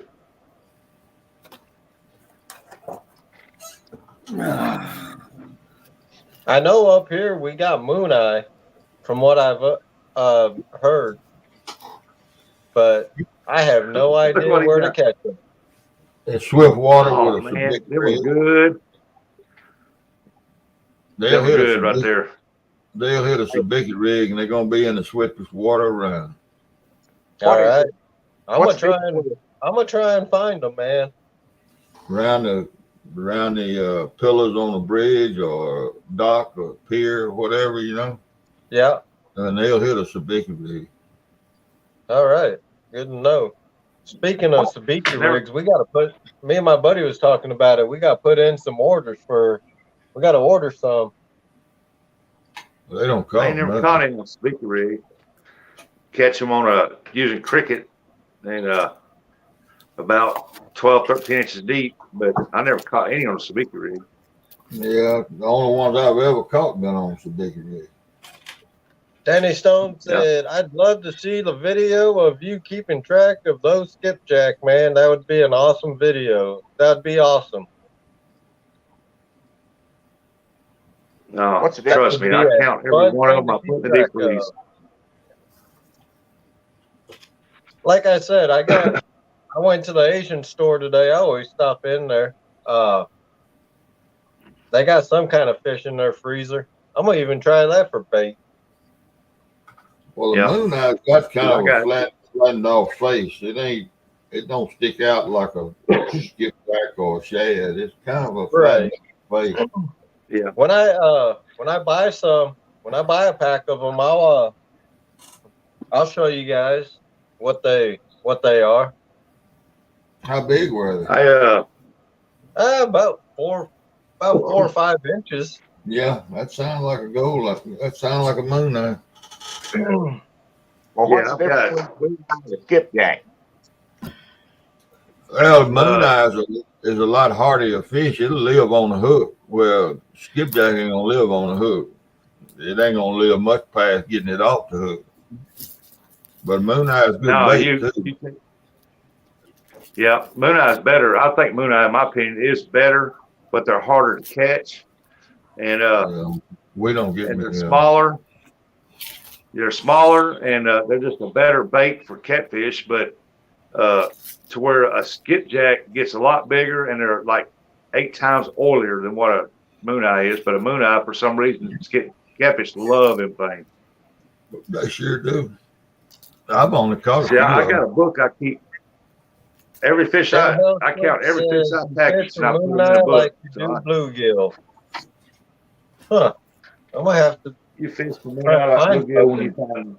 Yes, but you don't fish but about. I probably don't have much 12 to 18 inches deep, and you got to find that current. The calm water's right here, and the current's going around it. You got to throw right there in that current and just let it float. And you'll hit them, but you got to fish pretty shallow to hit them. Well, you know, in the spring, when skipjacks move in to start spawning, you can catch them on crickets and worms. That'd probably the hardest thing. On their cork, I done caught a ton of them on crickets and worms. You might be able to do it tomorrow. But that's when they're moving up to spawn. Moving up in the calm. I don't buy them fancy skipjack rigs. But you're gonna get tired. I use up here we use the Sabiki rigs to catch our alewife when they come in. Yeah, I've heard of them. I don't know what they are. We use a lot of alewife for bait. They good bait too. I don't know what that is. Yeah, I use them right here for catching. I've heard of them. I don't know what they are though. Me, I ain't either. Yeah, I'll send you a picture of one of those. Yeah, I will. They look almost like shad. I believe they're in the herring family. Yeah, they're a type of herring. Well, that's what skipjacks are, freshwater herring. That's right. See, whenever I have a skipjack growing like a dink, I'm gonna try to send him out 10 good sized skipjack, and when I hit 500, I'm gonna send another box of skipjack to somebody for a drawing, and then if I can catch enough moon eye, you can always like put a bunch of moon eyes in a box and ship it. And we're gonna try to have that drawing for that too, if I can catch them. Rustic, you and I need to be good buddies. We need to be BFFs. We ain't got barges up here, Danny. Yeah, because there's no skipjack really around here. I found a bait store that has it, and they're wanting $15 for 2 skipjack. Look, Jim, I put that post in the chat last night. You don't you live over there around the Oklahoma border? No, I'm not too far from Grove and all that. But boy, But yeah, I'm from Fayetteville. But yeah, $7 You up bucks. toward Fayetteville, Get right loose. due west of you over there is ours. It's right on the other side of you follow over there. I forget the name of the little old And he town. answered to boy. Ours is, around they here, sell that. around here, I sell mine in bulk. I got 8 bake shops that I supply, and right now, because I picked up 3 more last year, and I sell them to them for $3 a fish for a certain amount of fish they have to buy, because I take it to them, and everybody else I sell them at $5 a fish, and whenever you put them in them stores, they get $9, $10, $13. You may be the one supplying that bait that sporting goods store then, where I found it's over in Fayetteville. In Arkansas, Yeah. I sell to a store down in Paragould. I got one there. Then I've got another one down there somewhere around Jonesboro. But he meets me in Blythe to pick his up because he's pretty good ways down there. Yeah, this one's in Fayetteville. I think I think he told me that these skipjack come out of the Arkansas River, where his guy White River. White River. Well, see, if it was White River, though, if it was White River, see, the White River is what comes into our lake is what's dammed up into Beaver Lake. Catch them down at Batesville at the last dam, Jim. Oh, okay. Well, I think that's why they catch them on the White River. Yeah, there's a guy that's on my not my Facebook channel, but he's on a catfish channel here from Missouri. I'm on there, and he talks. We was talking about skipjack one night on there, and he said he caught his down there at the White River. Now he sells some to bait shops down there around that area, so you might be getting some of his. About the only place on the White River is at Batesville. They used to be plentiful till they built all them dams up there on the upper end. Or you can catch them at the mouth at the last lock and dam on the White at Montgomery Point lock and dam. You can catch them there sometime. But they had Batesville. Yep. And then we up there in Kentucky, when I fish that, man, we're allowed to keep 500 a day. And I usually take a couple people with me sometimes, and I got 3 giant coolers that I keep in the back of the van, and I brought them things home full that it takes 2 people just to carry it. Excuse me. Each one. I heard that. Well, I need to get in touch with you. Fayetteville, man, I don't think Fayetteville's too far from where I'm at. Shit. Okay. Hey, is it? Well, we're right here in Northwest Arkansas, basically, top part. I'm like right here to Arkansas, Missouri, Oklahoma line. Oh, you're over by the Ozark. Right. He's almost Oklahoma. Oh, yeah, you're about 4 or 5 hours from me, yeah. Yeah. Because that's how long it takes us to get to Lansing, about 5 hours. Yeah, I'm about 4 hours from Little Rock. Oh yeah, it takes me about to get to Little Rock, Arkansas. I don't know. I don't go down there very often, but I think I've only been down there once, unless I went through there. But to get to Jonesboro, it takes me about 2 hours. Yeah. So I'm within a 20-minute drive from the Oklahoma line or the Arkansas or Missouri line. Yeah. There used to be a bunch of young Alabama guys. They used to come down here and supply all these bait shops and stuff, and they didn't like the way they packaged them and stuff like that. And then I come along and I got a couple bait shops that was interested in my stuff, and they started buying it. Word got out, and next thing you know, they say, hey, we'll take 50 packs to try it out. And the next thing you know, they say, hey, we'll take 100, 200 packs. Well, honey, I got to go fishing. Because the first 2 years I'd done it, I couldn't keep up, man. It was murder. I mean, literally murder. You was fishing, driving 2 hours one way, and you was fishing every single day, sun up to sundown. Mm. Yeah, it's a lot of fishing. It's a lot of this. Yeah. Throwing in and out. Throwing in and out. Yeah, but you pretty much almost got to meet them because it'd be too hard to mail them or ship them. Wouldn't? Yeah. Yeah. See, I go. That'd eat you up in profit. Yeah, I got a bait shop on the other side of Jonesboro. One in Paragould. That's the furthest ones. And then when I go north from me, I got one. Sykeston, Cape Girardeau, and Fruitland. I go up all the way up to Fruitland to deliver. And then I got one that's way about 2 hours the other side of Poplar Bluff. And then I got some smaller ones around. Look here, people. I think I'm gonna step down and take me another siesta. I'm gonna be right behind you, Ken. All right.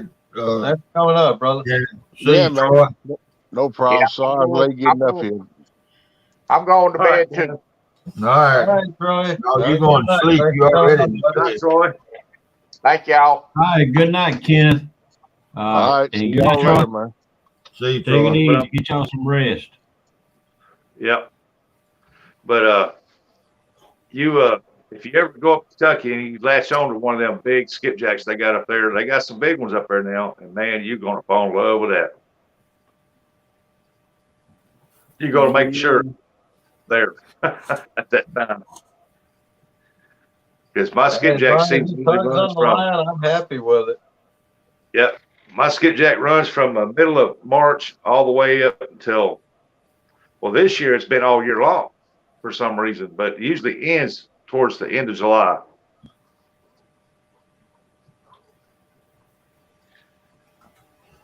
I mean, I'll come home, my shoulder, my arms are like rubber, and I can't hardly move them things. I'm telling you. Well, I caught a many of them, but they're not around here like that anymore. They're not up there either. I mean, they're in there thick, but they said not, because they used to net them with the pole net. Big old, get 20, 30 at a time, but the carps done took it over now. Yep. They eat up all the plankton. Well, you got to start catching the carp. Use them for bait. That's good bait. Oh, they do. They shoot them with arrows. They snag them. They throw them up on the bank. And when you go down there, you got to fight gazillion flies. The smell will knock you back on your tail, man. And it keeps a lot of people fishing down there when the smell gets to going. And that's good for me. The smell don't bother me. I'll still go down there and catch them. Now, see, that's the one thing I disagree with right there when people do that. If you're going to snag the dang fish, man, use it for bait. Yeah. Well, see, in Kentucky, that's like in Hawaii, man. People, they would be tourists be fishing and they'd hook into a shark, 3-4 foot shark, and they'd just throw it on the beach, throw it in the bushes. Like, no, you can't be doing that. No. Well, see, in Kentucky, they get you for littering. They give you a pretty big fine if they was to actually sit down there and watch you. But for throwing them up on the bank, they tell you, take your knife, stab the airbag, and throw them back in the water. Let the fish eat them. And I rip your gills out and throw them back in. I can't stand them jumping carp, man. They worse than a cottonmouth moccasin. Yeah. In fact, I come near letting a cottonmouth go than I would one of them jumping carp. Yeah. Well, right now down in the dink hole, man, the buffalo has moved in there so thick that if you try to snag one of them, you're going to snag buffalo after buffalo after buffalo. That's some good eating, though. Yeah. I've had buffalo. I got on one of the videos I've done down there, this guy with his little dog was sitting there, and I gave him one that had a weight on it, a treble hook with a weight on it. Because he had a treble hook and a sinker up above it trying to snag them. And I said, here, you ain't getting out that far. Here, you can have this. I never used it. Give it to him, and he put it on there, and he caught a couple buffalo, about 8-9 pounds. Then he hung into one, man. That thing was big. You see it on the video in the water and stuff. And that thing must have weighed at least 20 pounds, man. That was the biggest buffalo I've seen pull out of there. Wow. And it broke his line. He had a heavy line on there, and it broke his line when it come out of there. Yeah, Stan. I use suckers up here for bait. That's what I usually put. Man, I put everything on. I'll put Jules catfish bait on one rod. I'll put a worm on another, and I'll put a live sucker, on one rod. If we got bluegill or white bass, I'll throw it on one rod. I'll take the worm off and I'll throw live bluegill out. That's why I'm surprised I actually never caught a flathead or anything. Huh. Yeah, I know, especially live bluegill. And the funny thing is, my buddy caught one last summer. He caught it on a big ball of worms. That's good bait for flatheads. The only way you get in trouble using worms and trying to catch flatheads or blues is the little fish peck it so bad. And they get you got to use a box of worms on a hook so they'll stay out there long enough to have a chance to catch a good fish. Because everything out there eats worm. Yeah. Okay, Danny. Yeah, Rustic, I just looked. Jonesboro's 5 hours from me. Oh, that puts you around 7 hours for me then. Yeah. Well, if I went through Jonesboro and come up that way, but how far are you from Branson? Branson, 2 hours. Oh, heck. If I go to contact you and you can just meet me up there and get a bunch of skipjack. Yeah. If you go to Branson, holler at me sometime. I will, because we go every year. If anybody else wants to jump up, you can. We're supposed to be going spring break. So, if you want to go during spring break, we're going to Silver Dollar City. I'll make that trip real worthwhile. We try not to go up there during spring break. That's kind of wild that time. We like to go up there in the wintertime when the old folk go up there. It's a little slower, easy to get around. I've got some friends that work the park up there during the winter. Yeah. I got a grandson. Now, we do go, I think it's June, July, August. I think we go in August before the school starts back. We take the grandkids up there so they can ride the go-karts and have fun and stuff like that. Yeah, there's go-karts on every corner. Putt. Yeah, if I go that way, up that way, I'll let you know when I'm going to be up there. And I'll just throw a bunch of them in the cooler, bring you a big cooler, and just come up there and get them. And I can meet you and you just take them home. That'll be awesome. I would definitely appreciate that. I don't know if you know Cowboy Luther. He fishes. He's the one that found them over here and at the sporting goods store over here. Yeah. And he told me about it. I got a grandson running in Fayetteville tomorrow. The state indoor track meet. Huh. Is he college or is he high school? He's high school. They running it at University of Arkansas, the indoor track. They leaving Bologna at 6 o'clock in the morning. Lord, they're gonna be in good shape to run. Yeah. Especially they're gonna ride a bus down there. Yeah. They're young. Knowing my grandson, he'll be asleep before he gets to the back of the bus. Oh, man. Well, guys, I'm going to go ahead and end it.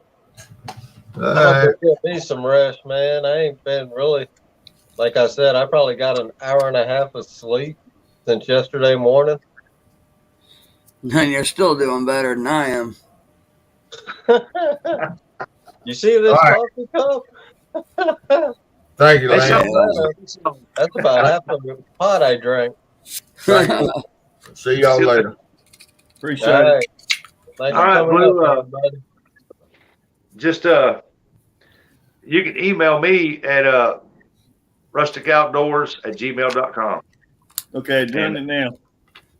And just give me your name and your number and stuff, and I'll put it in my phone. And when I get ready to go, I can call you and say, "Hey, I'm headed to Branson. Got you a cooler full of fish, buddy."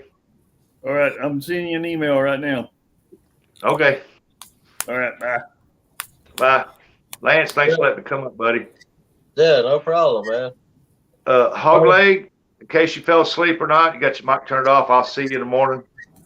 You too, Mr. Turner. Hog leg's not going live tonight. Nope. Oh, that's right. It's Friday, ain't it? There Yeah. it is. Yep. Yeah, I'm waiting to hear. Yeah, thanks for coming in, everybody. All right, y'all. Take care. Have fun tomorrow, Danny, at Good night. CatCon for your second day. Wait, what time is it? 11:30.